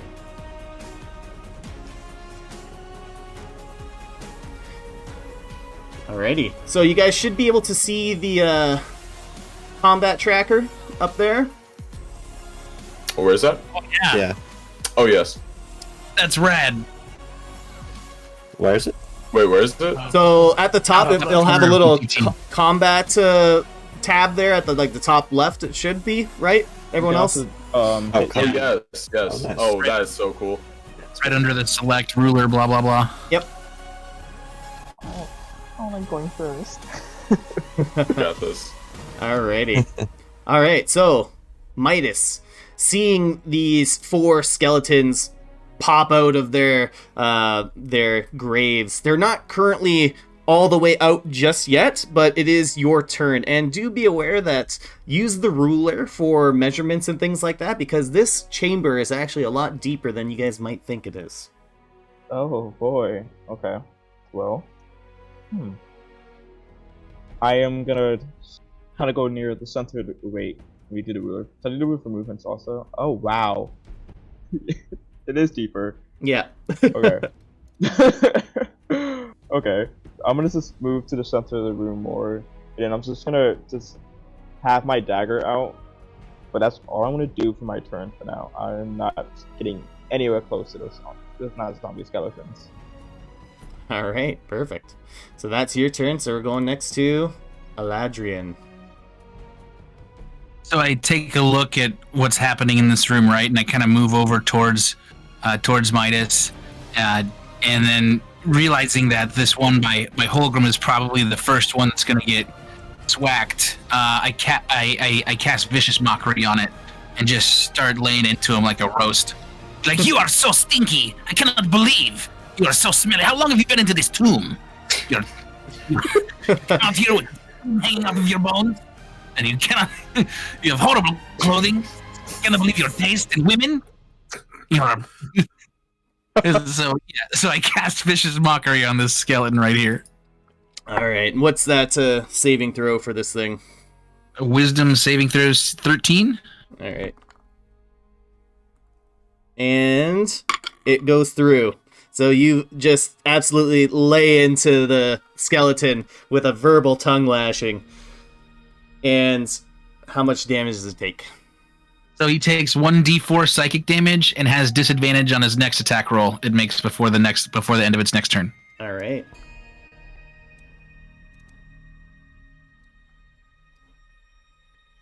Take that, you stupid bony man! You have such a way with words. You have no idea, my friend. We are only getting started. Roll your damage, good sir. 3. Alright. My bad, I totally spaced on what I was doing. No worries. It's all good, all good. Alright, so the skeleton just trying its best to get out of the sarcophagi. It's just getting made fun of, just getting absolutely roasted by Eladrian over there. And this What a clown. gentle skeleton over here, he's going to use about half of his movement to get out of the sarcophagi and make his way shambling, bones creaking, with little bits and scraps of leather all over him, holding a short sword with him. He's starting to make his way towards you guys, and that's all his turn's going to be. Zar, you are up. Oh jeez, I didn't sign up for this. And Zar will kind of run back to like the entrance of this little tomb, and he'll look back and close his eyes and kind of he'll shoot a ray of frost at the skeleton. This one right here. How do I select the skeleton? Yeah, this one. That one? Okay. Yeah. Now, what's the distance on that ray of frost, good sir? 60 feet. I didn't use the. All right, you just made it. Nice. Okay. All right. So what's the what's ray of frost do? It's just it's a spell attack. Alrighty. So roll your spell attack. Can I do it with this? Oh, natural 1. That fits. All right. So So as Zar is kind of like basically hiding in the corner. His one arm covers his eyes, and he kind of points his hands out and just fires a errant ray of frost as it kind of just shatters against the wall next to the skeleton here. And the skeleton looks back at the ray of frost and then looks over towards Zar with its hollow, bony face. He'll kind of like peek out from his hands and be like, ah! And that'll end my turn. Alrighty. So now it's the skeleton over here's turn. He's also going to use half of his movement to get up and out of there, and he's going to start shambling his way over towards you guys. And that's going to be his turn. Holgrim, you are up. Okay, so I see this undead right in front of me. So I am going to hit him with my warhammer, or attempt to. Alrighty. Give him a good old whack. Oh. What the heck? You guys are using those natural 20s at the wrong time. Wow. Yeah.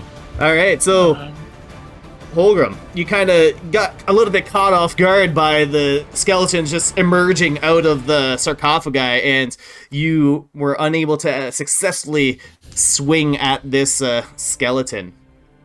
Okay, so yeah, I whiff on my swing, and then I'd like to kind of use my movement just to kind of stay in range of this guy, but kind of move around him a little bit, so I'm kind of in the path of the others. Yeah, sure. Between the others in my party. Works for So me. since he rolled a 1, that means he gets an inspiration point? Yep. Oh, nice. And Yeah. I don't... What was my rules? I already forget my rules. Let me see.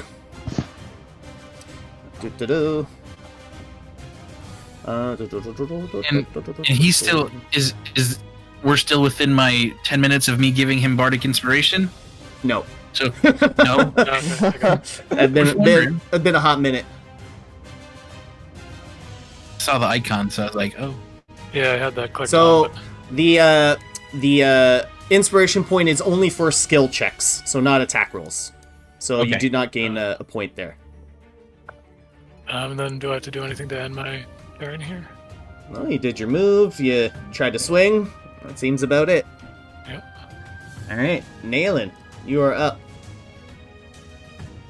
I yell back, "Steal your nerves, Zar!" And then I cast Bless upon Zar, Holgrim, and let's see, Eladrian. All right. Zar, Eladrian, and who else? Holgrim. Holgrim. All right.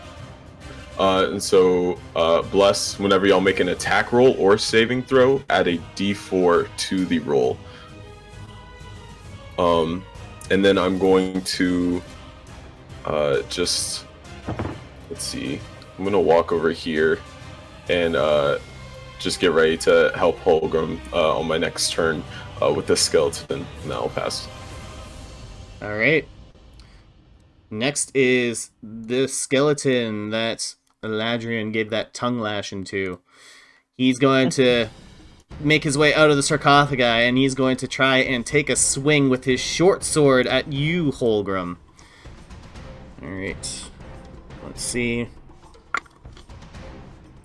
Does a 17 hit? My AC is 18. Oh, so he tries to take a swing at you with his short sword, but you deflect it with your shield. And that's going to be his turn. And then the final skeleton right here, he's going to use half of his movement to get out, but he, I believe, yes, he has a short bow. So he's going to kind of get out, and he's going to shoot at Zar in the back corner there, who fired at him. So he's going to go. All right. Does a 14 hit? AC 15 because of mage armor. All right. Ooh, Let's go. There you go. nice. So the magical armor that you have over yourself basically redirects the bow that comes out or the arrow that's coming to strike you, and it bounces into the wall. Okay, so we're now at the top of the round, so I'm going to give you guys 1 minute to discuss tactics, and then we're going to get right back into it. So the count is on. All right, I was going to cast Bane and take 3 of these guys down. I was hopefully causing them to roll a d4 and subtract their number on the next attack roll or saving throw that they have. It's really good. I was gonna go for the one with the crossbow. I was shooting Zard and use shocking grasp on him. Heck yeah. Okay. I can follow that up with my mace and take him down for the count. Yeah, and I won't be able to cast Bane until after you, Midas. Got it. So hopefully, I probably won't be able to take him out in one hit, but You never know. I'll focus with you, so I'll go for the guy with the bow as well. Great. I would Okay. take him out. Yeah, I'm just gonna stay on the guy in front of me, and then if he's down, I'll just go to the next closest and get right in their face. So either the ranged guy if he's still up, or one of the others. This baddie right here. So I'm gonna cast it on these 3, because this guy's already got mockery. All right, sweet. Okay. Got All it. right, Looks like we got a nice let's go. Midas, you're up. Alrighty. Well, whip out that ruler. Okay, cool. I am gonna move over here, and then using the lovely metal hand that I have, I am gonna cast Stalking Grasp. All right. Does that hit? Ooh, nice. An 18 does hit. Cool. Wow. Dang. Oh. So, okay. Midas, you reach out with your metal arm. The electricity channels through it as you reach out and grab this thing, but it's kind of just like a little bit of like a static shock that you hit him with. Like you were rubbing your feet on some rug carpet and then touch somebody. Does it have metal armor? No, it's got leather armor. Okay. Then nothing else happens. That is depressing. That's gonna be it for my turn. Alright, awesome. Okay, Eladrian, you are up. All right, I'm gonna go ahead and cast Bane, and I'm gonna cast Bane on these 3, and they need to make a charisma saving throw Ooh. of 13. How charismatic can skeletons be? Fail. Let's go. Not at all. Turns out. This is the way, my friends. This is what we do. So they are baned. Yeah, so whenever they make an attack roll or saving throw, they roll a d4 and subtract that from whatever they rolled. All right. And for your vicious mockery, is it just for? Is the disadvantage only on their next attack? It's on the next attack roll it makes before the end of its next turn. Okay, so it made one already, so your vicious mockery is over on that one. Okay. Because it made an attack. It didn't succeed, but it made an attack. Okay. Gotcha. So anything else, Eladrian? No. I'm just going to take my lute out and start playing some background combat music. Awesome. It's gonna be very. Actually, I don't take my lute out. I put my lute away, and somehow I pull out my set of bagpipes from somewhere, and I start playing like the Scottish tune. Like, Beautiful. So remember that Nayland and Eladrian, you guys are concentrating on Bane and Bless. So remember that. yes. All What right. is bless? Bless, you're going to add a d4 to your attack rolls and saving throws. Right on. All right. All of them. So now we Hell have yeah. Mr. Skeleton back here, and he's going to take his time shambling over to get a little bit closer to you guys. And that's his turn. Zar, you're up. And I'm gonna come over here, hide behind Nealon, and I will shoot another ray of frost at big boy over here. All right. Roll that attack and make sure you add your... Oh, jeez. Add a d4. Add a D4. baby. Let's see, D4.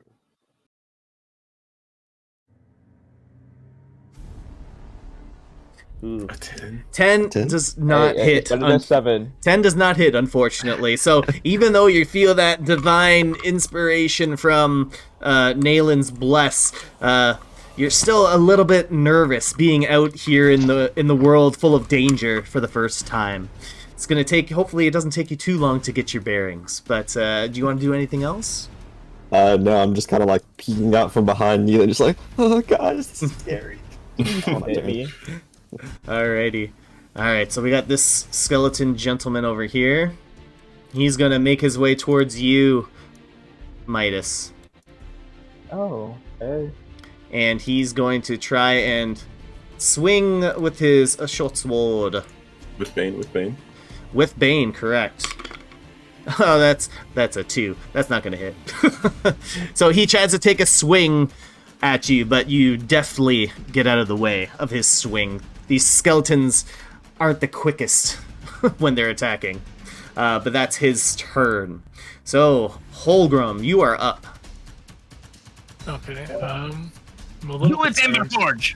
I'm a little concerned seeing those 2 skeletons getting on Midas over there, but I'm just going to take a. Just a tiny bit of help might be I'm needed. going to take a swing at the guy I'm in front of with my warhammer. Alright.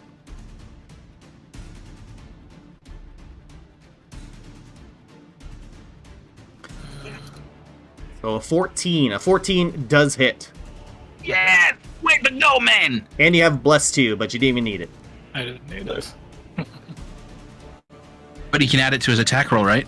Or no? Attack, not damage. Yeah, not Okay. damage, just attack roll. Okay. So, alright, so you drop the hammer down on this thing and you crack one of its arms. You basically knock one of its arms right off there.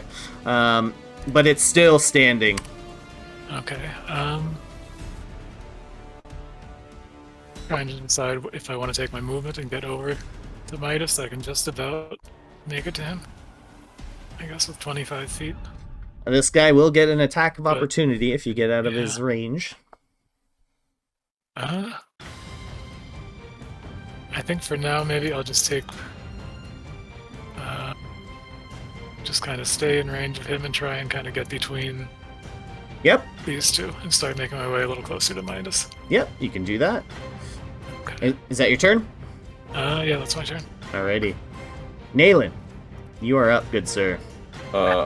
As soon as Czar like hid behind me and like tried to shoot the laser, I saw that as like cover fire for me, and not that he was trying to hide behind me as cover. So I just instantly start running to the skeleton. And and I will go to cast Toll the Dead. So it will make a wisdom saving throw or take 1d8 necrotic damage. Okay. What's your save? Or spell save? 13. Alright, so it fails. Does it have any health? If it has any health missing, it takes a d12. This is it one damaged at all? this one does not, unfortunately. Okay. The one behind So it I'll does just take though. the d8. Alright. Word. Big damage. 3. Alright. And then on my bonus action, I will go invisible with hidden step as a bonus action. I magically turn invisible until the start of my next turn, or until I attack, make a damage roll, or force someone to make a saving throw. Okay. So I'll be invisible. Awesome. Oh my god, where did he go? I'm quiet. Hopefully he comes back. I do have a bit of trouble. Alright, so Midas disappears after he hears Midas. after the Alan. Nalen, sorry. My mistake. Nalen disappears after the bells chime for this skeleton. And the one-armed skeleton that's right behind you, Holgrim, he's gonna try and retaliate for what you just did to him. So he's going to swing, and 15 does not hit. So once again, your strong chainmail armor and shield are enough to deflect that skeleton's blows. And now we have this one down here. He is going to try and attack Midas with his short sword. So he throws his bow on the ground and draws a little short sword that he has, and he's going to try and get you. So, and then minus a d4.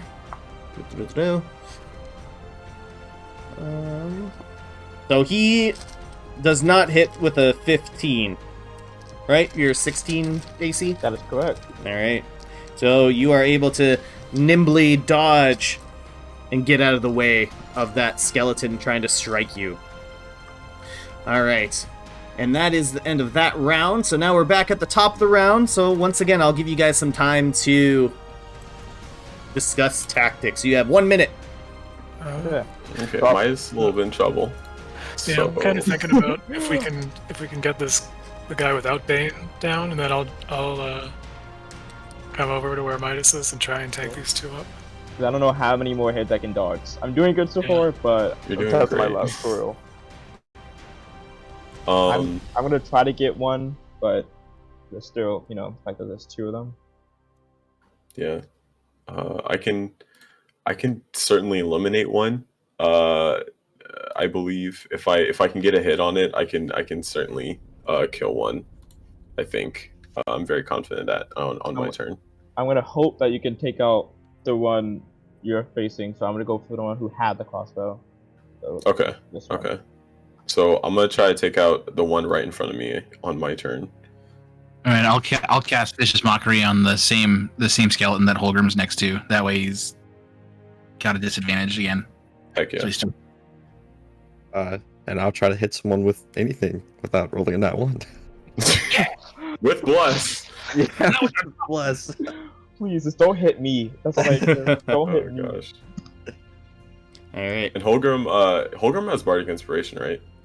No, that No, I was think 10 minutes Oh, was that was up. a while ago. That's Yeah. right. Okay. Alright, time is up. Let's get into it. Cool. Midas, you're up.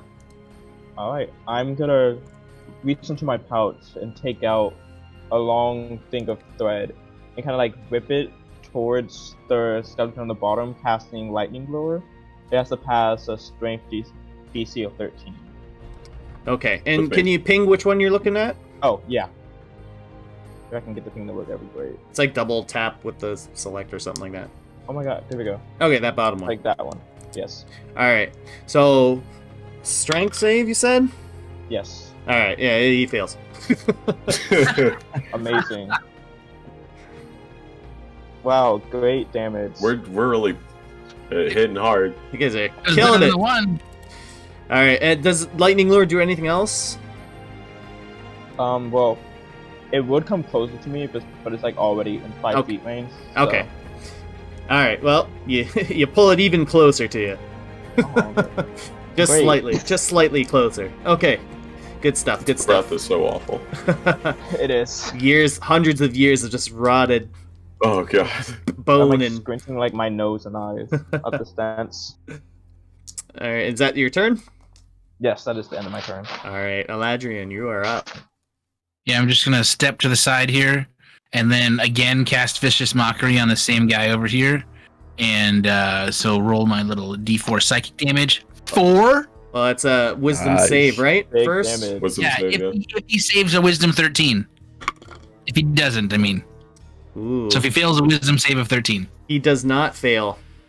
he wins it. He wins with a 17. That bastard. So he is not phased by your tongue lashings this time around. He has become immune. He's gained self-respect. How dare he? He's gained the power of self-confidence. I'm surprised his ears still work. and as a bonus action, I go ahead and give Holgrim Bardic Inspiration once again. Awesome. All right. So you have a D6, Holgrim. And what is that? What can I apply that to? Attack rolls Ability or checks, attack rolls, or saving throws. Okay, nice. Alrighty, and that's your turn, Eladrian. Good stuff. I am done. Alright. We got Mr. Skeleton right in front of Holgrim here. He's coming for you, Holgrim. He's gonna try and get you. But he's also baned. Oh yeah. You totally block his attack. You've dealt with undead before. You're just like batting him off like it's no problem. And that's his turn. Czar, you're up. So I'll kind of be like, kind of get into a ball and like oh god. And in his like freak out, he'll send out like a psychic burst and hit this guy. This guy with a mind sliver. Okay. That's an intelligence save, I believe. Yes, with 13. Okay. Turns out, when you don't have any brains, you're not too intelligent. So, your mind sliver goes through. That's why they try eating them. And a 1. Let's go. We are just dealing so much damage tonight. Does it do anything else, mind sliver? Yeah, so it gives him, what was it? Disadvantage. No, not disadvantage. He subtracts a d4 from his next saving throw. Okay. Before the end of my next turn. Oh, wait, no. It's not banged. I'm just gonna put something there. I'll put something in there, so I know. Can I do this? Okay, there you go. Perfect. That works. Okay. So, next skeleton is, so this skeleton that Naylan told the dead on is quite shocked that Naylan disappeared right in front of him. So, not seeing any targets in front of him, he turns over to Midas and tries to swing his sword at him. Alright, let's see. Oh god. No! Oh god, that's a bad roll. Okay, so Midas, you use your metal arm to kind of knock away the short sword as it tries to come down on you unsuccessfully. So that's the end of that one's turn. Holgrim, you are up. Okay. Yeah, I'm going again, attacking the guy right in front of me. The one with the blue dot? Okay, that'll hit. Alright. It's about time. Wow. Well done. 5. Alright. So, Holgrim, you take kind of a little leap up in the air, and you bring your warhammer down on top of this skeleton's head, and your warhammer just goes all the way down like a karate master chopping down like a block of bricks, and this thing just implodes on itself, and it's vanquished. Alright, so I give out a little battle cry, and then I'm going to kind of make my way, use my 25 feet to get as close to Midas as I can, see if I can help him out. Alright, so how are you Kind of positioning? right around there. Alright, so you will take an opportunity attack from the skeleton you passed. Okay. I have serious doubts he's gonna hit you, but let's find out. Yeah, no, he's not gonna hit you. That Bane is coming in clutch, you guys. Nice. Alright, so... Good job, Aloy. I'm holding myself pretty well. Alright, perfect. So that is Holgrim's turn. Naylan, you are up.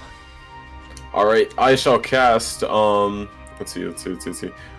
Inflict wounds, on this guy right, in front of me. So I will make a, attack of, I think it's +5. Yeah. It's a spell attack roll. Yep. Oh, that one. So you also lose your invisibility because you tried to attack. Well, it ends on the beginning of my turn anyway. Oh, okay. Yeah. But you try to channel your magic through, but it doesn't appear to take effect on this creature here. Well, great. Not to say it's immune or anything like that, but just because. All right. Yeah. That's your turn. So we got this one here, the skeleton at the bottom here, he's gonna see Holgrim coming closer to him, and he's going to try and attack Holgrim. So let's see how he does. Okay. 16. So he is actually going to hit. Believe it or not. Let me just double check here. So far. Anyone? Yep. So he's going to hit you. And he's going to do... he's going to do 5 points of damage to you, Holgrim. Okay. As you are trying to close the distance, this skeleton kind of lunges with his short sword, kind of just getting you underneath the shoulder plate there, in a weak spot in the armor, and does 5 points of damage to you. And with that, we're back at the top of the round, so the 60 seconds starts now. The fact that I'm not first blood is wild. I'm gonna go for the same one as before, this bottom one. Okay. I'm just gonna try to use a mace attack next time and attack the one in front of me very much again. Okay. I guess I'll go for the same one that Midas is going for. I think he's taking a little more damage, and if he's down, I'll go for the one in front of Nayland. And I'm gonna try to hit the farthest one with a firebolt.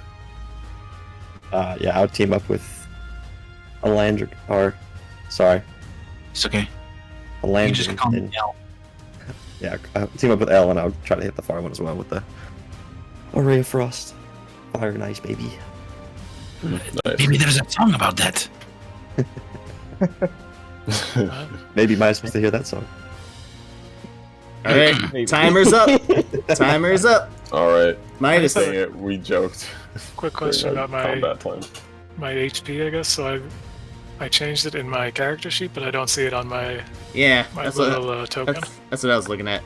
I don't know why. I don't know why it's not changing. That's okay. I got an idea. All right, Midas, you're up. Cool. Covering my nose so I don't have to smell his breath with one hand. I'm gonna use my other hand to still use that thread to cast lightning lure and whip it against the bottom one, the one down here. All right. That's a strength, right? Yes. And DC he's 13. faint. Oh yeah, he fails. Thank God. Big. Oh, There it is. Let's go. so that light, what is it, like a piece of string you whip out or something like that? Yes. All right, so you whip out this bit of string or twine, whatever you do, and it is like chock full of electricity as it just wraps around this skeleton, and it pulls it closer. This thing is, if you could burn bones like really with an intense heat, that's kind of what's going on with this thing. But it's still standing, but it is like barely up there. I'm still standing. Is that your turn? Legends. That is my turn. Alrighty. I am ignoring his breath. Adrian, you are up.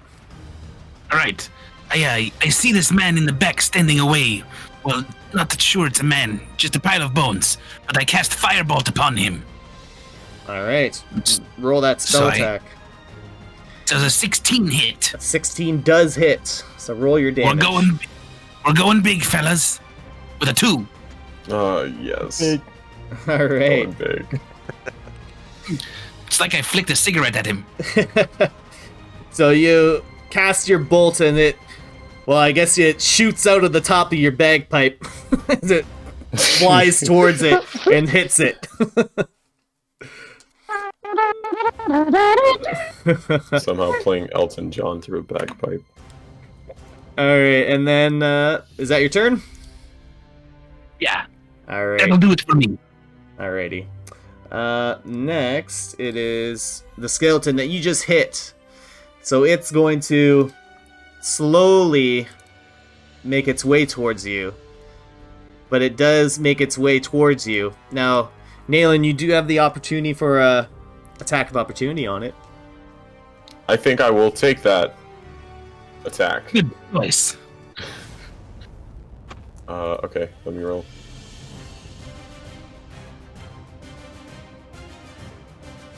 13. All right, a 13 does hit. Let's go. All right. 5 mace damage. All right. Nice. So 5 bludgeoning damage. Awesome. So as this skeleton shambles on by, you're able to kind of clock it in like the back of the skeleton knee as it kind of buckles a little bit, but still makes its way over towards Eladrian. And he's going to try and make an attack on you with his short sword. So let's see. Alright, so 16, 13. Oh, a 13. Just, does that hit you? So a 13. He's got a 14. A 13. Does he have Bane? Is that with Bane? Yeah, that's with Bane. 13. Me? Yes. 13 meets it, beats it, right? Correct. Yeah, so he hits me. Okay. So he hits you, and he's going to do 5 points of damage to you. And I'm going to also have you roll a check for your concentration. So just roll a d20.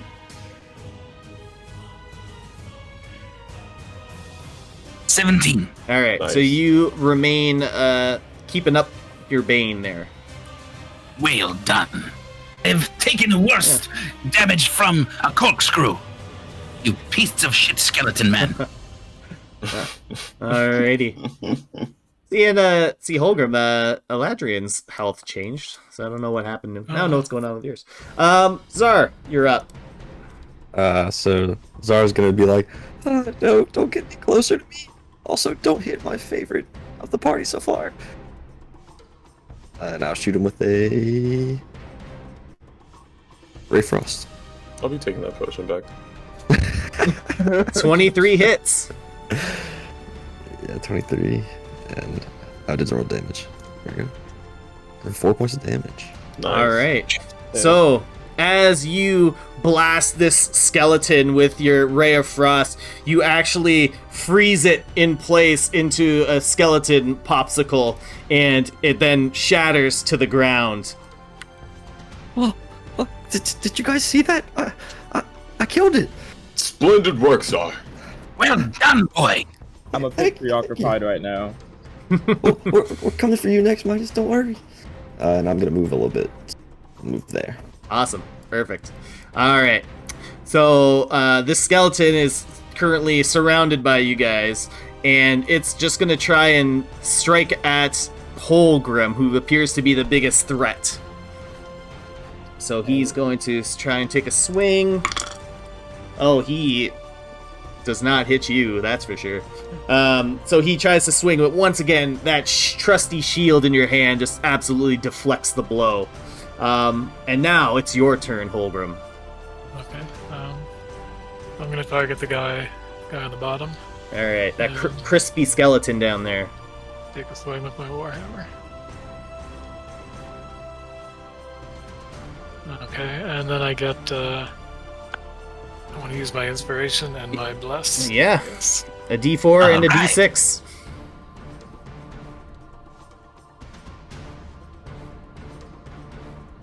Wow. Wow. Wow. I don't know That's how, great. but I mean- you miss. You somehow miss this crispy Nailin is skeleton. baffled. So yeah, Holger was just standing there very confused, looking at his warhammer, and With every Yeah, that's divine my turn. intervention possible, you happen to miss the skeleton. Here's what happened. One of the skeleton's crispy legs kind of like turned to dust, and it just so happened to do it at the time that you swung at it, so it just missed, just by happenstance. Nailin, you're up. Okay, I'm gonna try to cast Toll of the Dead again on this one in front of me. All right. So a wisdom saving throw of 13. Oh yeah, that's a failerino right there. Okay, and it took damage before, so it'll take. It's a D12. Ignore that. It's gonna be a D12. My bad. D12 of damage. I roll that one. Oh yeah, much better. Oh, all right. So Wow. as the toll of the dead rings, and I imagine that does anything form with Toll of the Dead, or is it just like a sound that happens? I mean, we could flavor it if we so chose. Do you want to flavor it? The sound of a dolorous bell fills the air around it for a moment. I suppose I would just, like, if anything, just conjure like a very black, large bell above it, just for imagery. Yeah. All right. So a large black bell appears above this skeleton as its dolorous chime echoes through the halls here, and it actually turns this skeleton to dust as it falls. All right. So only I kind of just like go down and like pray over it, its corpse before going back into fighting stance again, and up to this one. All right, and this skeleton's last ditch effort here. He's going after Midas, and he's gonna swing with his short sword. Nope, he does not hit you, good sir. Good. Once again, you're able to deflect his short sword with your metal arm. This hand coming in handy. All right, and it's top of the round. I don't think you guys need tactics on this one, unless you really want it. Us. All right, Midas, you're up. I'm gonna just go ahead and grab it with my sucking grasp. All right, roll that attacks. Oh yeah, Nice. Nice. All right, how do you want to finish it off? I'm gonna just put my hand over its face, and then just have the the electricity just kind of like course through it as I like squeeze on its head. And as you do so, the entire skeleton burns black and is charred by the electrical current going through it as it turns into dust in your hands, and it falls. I'm gonna blow the dust off my metal hand. Now I gotta get this polished. All right. Well done. The battle is won by you 5 intrepid explorers. We did it. We did it. Oh my god, we did it. Like old times, eh, Pilgrim? Well, we've handled a few undead in our day. More than a few, I presume. More than a few. I'm gonna cast Healing Word. Bless you. Bless you. Thank you. I'm gonna cast Healing Word. I'm gonna cast it on Eladrian. Oh my goodness! Thank you, my friend. And that's going to be. I roll a d4. He does 6. it. Oh, he does it. Yeah. Okay, 6. So you're good. Oh yes, you've brought me back. It's like you put like a whole drum, and I'm just gonna put like a piece of fabric on where he was cut and cast Cure Wounds. Awesome. I love all of our healers in the party. Some good healing too. So I'm healed back up. Thanks. Good. All right, so you guys This is what friends are for. you guys have vanquished the skeletons that were in this room. It's yours to explore. Czar, with a little bit more confidence and pep in his step after surviving this far, will go up to this coffin and kind of searching it and looking for anything that's left over. Let's be more careful with looking through coffins next time. Yeah, I'm still a little suspicious of this, the big guy at the end. But if we can vanquish them, we can vanquish anyone. These were the weakest of the majority of undead to encounter. Were they? Maybe not the weakest, but they're certainly not the strongest. Czar. No, don't let them fool you. These were very powerful monsters, and you did a fantastic job. Thank If you, you Mel. don't count the number of times I saw ice fly past my head. I was trying to get used to it. I've never casted attack magic before. That was the first time you casted an attack spell. Yes. Back You're in definitely chosen for something. back home, we didn't have to fight, so I just use magic to help and learn. I see. So as you guys kind of explore this tomb, if you're looking at some of the sarcophagi that the skeletons came out of, there's nothing of value in there, just some shredded bits of leather and rotting mice and things like that. Oh, gross. How can anyone not live like this? Tell me about it. Okay, I guess Fulgrim's gonna ask, should we take a look at this last one here? I guess is the last one, yes. But let us do it together. Yes, yes. We should all shove at once. So need some of us be careful just in case anything happens. Alright, so who's gonna try and remove the lid on this sarcophagus? I'll do that, I suppose. I'll help Holgrim. Okay, so you'll help him out. So, Holgrim, roll athletics with advantage. Could I give him guidance? Yep. Lift with your knees. I want to lift Just back. With your knees. Do I just roll twice, or is there like a something I can Advantage do? plus a d4 to your check. Yeah, so you can just roll the d20 twice. Okay, you're good. You don't even need the thing. So with Nalen's primo advice of lifting with your knees, you are able to pop open the lid on the sarcophagus. And inside the sarcophagus, there's a skeleton that's clutching a book. But also inside the skeleton, or inside the sarcophagus, I should say, it looks like there were some offerings that were left behind. And there's a total of 25 gold pieces kind of scattered throughout the skeleton's sarcophagus there. What do you know? Money! Wait.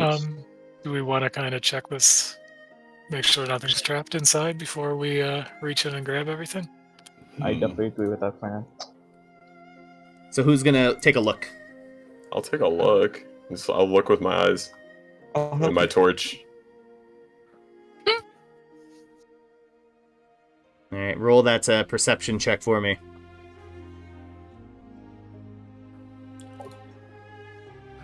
Alright, so you don't see any kind of traps or anything like that. It just appears to be the skeleton that's clutching a book and the gold offerings that are inside the sarcophagus. Seems to be perfectly fine. Wait! This book! Is this perhaps the tome we are looking for? The tome in question, I believe so. Zar will run up. He will grab the book and run over here and open it. Alright, so, Zar, you go and grab the book, and you try to open it, but it actually doesn't open. So when you get a look at this book, it's a leather-bound book that has a metal latch that's kind of along the side. It doesn't have any kind of key to it, so it's just kind of like a metal latch that's preventing you from opening up the book. There's designs on the front that have kind of like a texture to them if you were to run your hands over it. But they all come to a point that focuses towards the center, like of the cover of the book. And although you can't open the book, as Zar, you're very familiar with books and things like that, you can see that the book itself has only 5 pages to it, but the pages are quite thick. So you're able to tell that there are like 5 distinct pages to this book. Zar just casually trying to get the grand power of the Grand Master real quick. Happily. Come on, me. Just. Zar. Yeah, I can't seem to open this, and then he'll like struggle to try to open, and he'll kind of look at the lock. Like, anyone know how to pick a lock? Ooh, I that do is have- not our task. So there's We are no- to deliver this. Yeah. So there's no like discernible way to pick this lock. It's kind of like just Oh, okay. it's like almost like sealed like with a magic like metal latch to it. Can I like make an Arcana check to like discern what kind of magic or anything like that? Yeah, you can try.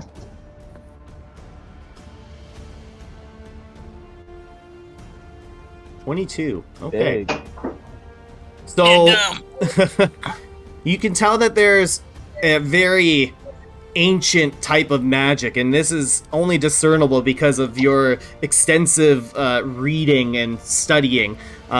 This is a very ancient magic that it is well out of your depth of understanding how to either open this book or a ways to actually open this book. You just know there's a powerful type of magic that is on this book. What I believe know- we are oh, go ahead. I was gonna say, would I know someplace to like research where I can like find out about this ancient type of magic? Well, probably at the Crimson Sun Temple. Okay, perfect. I believe we are to return this to someone named Shamar in the temple of the Crimson Sun in Vrento. I don't think it would be in our best interest to open it here. I But agree. it might I have agree with power. that. I feel like we've done enough here. We already, I guess, towards like the bones, done enough, as you can see. yes, I'm going to have to agree. We've done quite a bit here. Holgrim is going to reach in and grab the 25 gold pieces, and he's going to say, in the spirit of Zandel's parting words, I'm going to pass out five gold to each person in the party.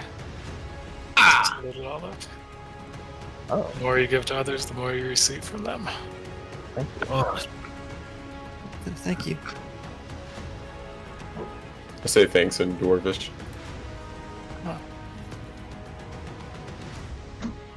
All right. So, what are we doing now?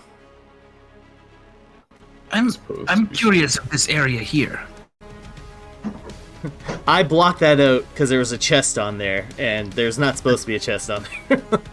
Okay. Secret chest, we found it. I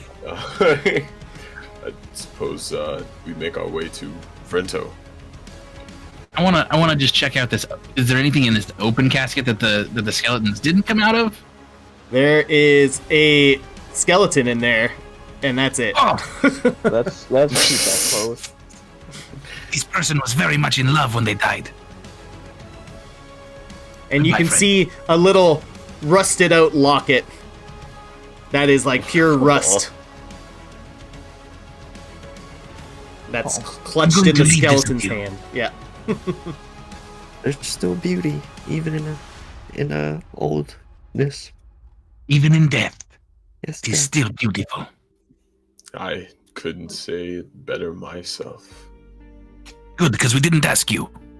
Oh, Oh, wow. oh, okay. I guess Yes. I'll just take my healing word back then. It's starting to sound like me. All right, fine. You can give us your opinion. If you may like to know, I worship the god of death. Oh, I did not know this. What? Why?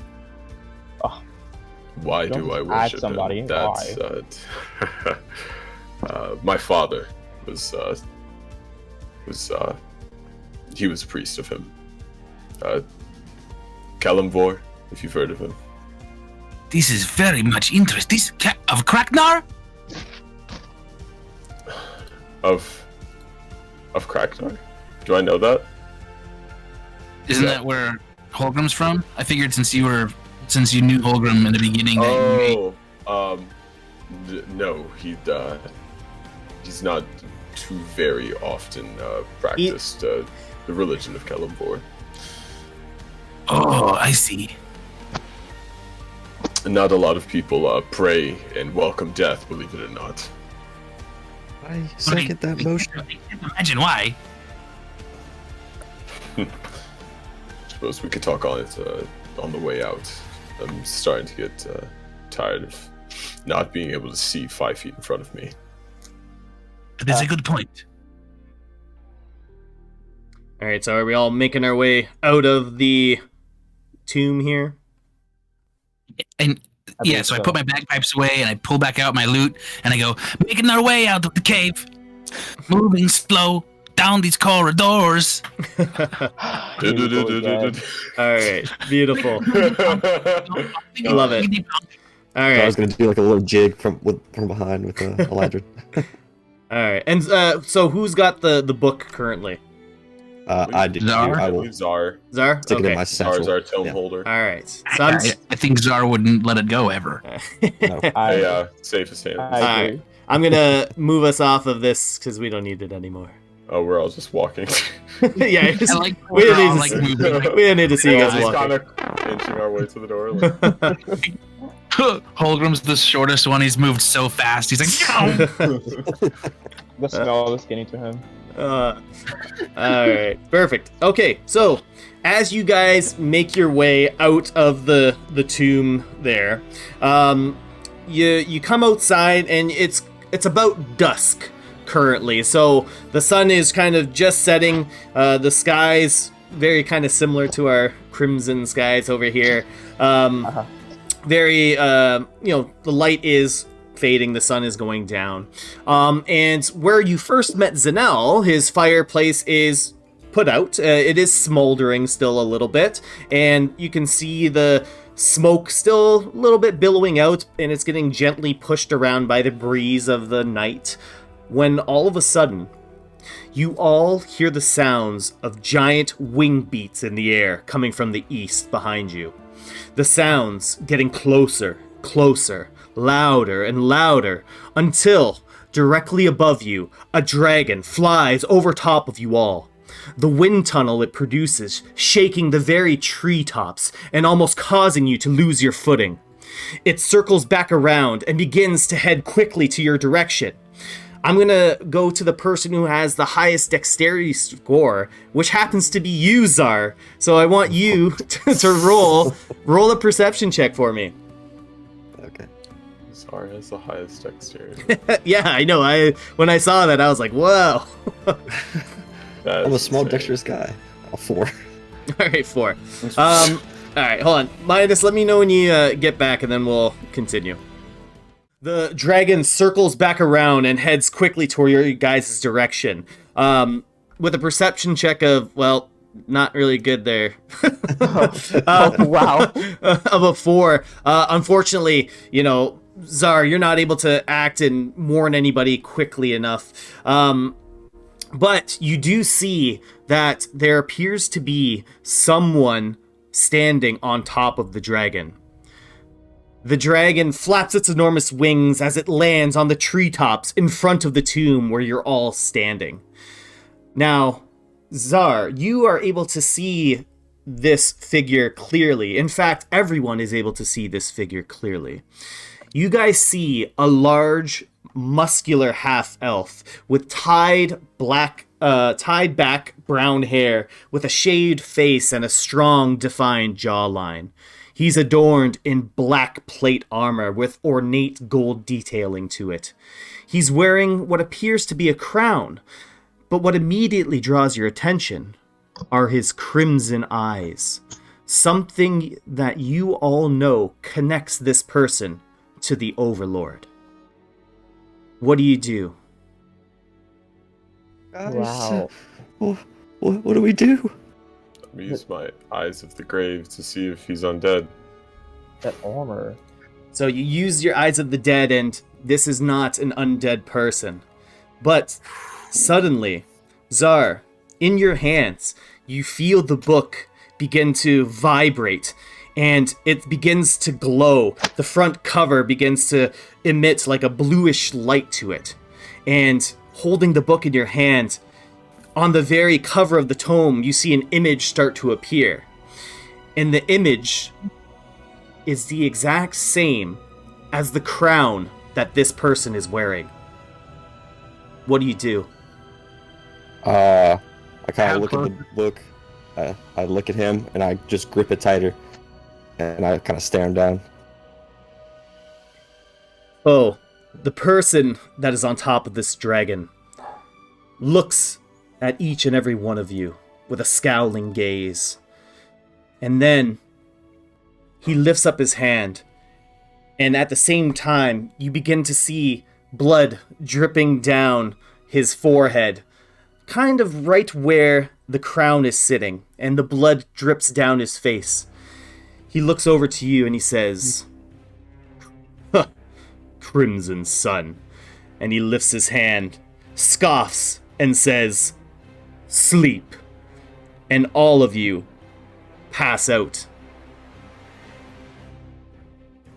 And that's where we're going to end things today. Yeah. Holy shit. Dang. Even Eladrian? Everybody. Can I go to sleep? Everyone is 'Cause past. I know elves can't. Okay, I'm Damn. gonna. For some reason I thought we had an elf here. I I'm think that was elf. Midas, never mind, my bad. Yeah. Yeah, everyone gets put to sleep though. Good night, Dane.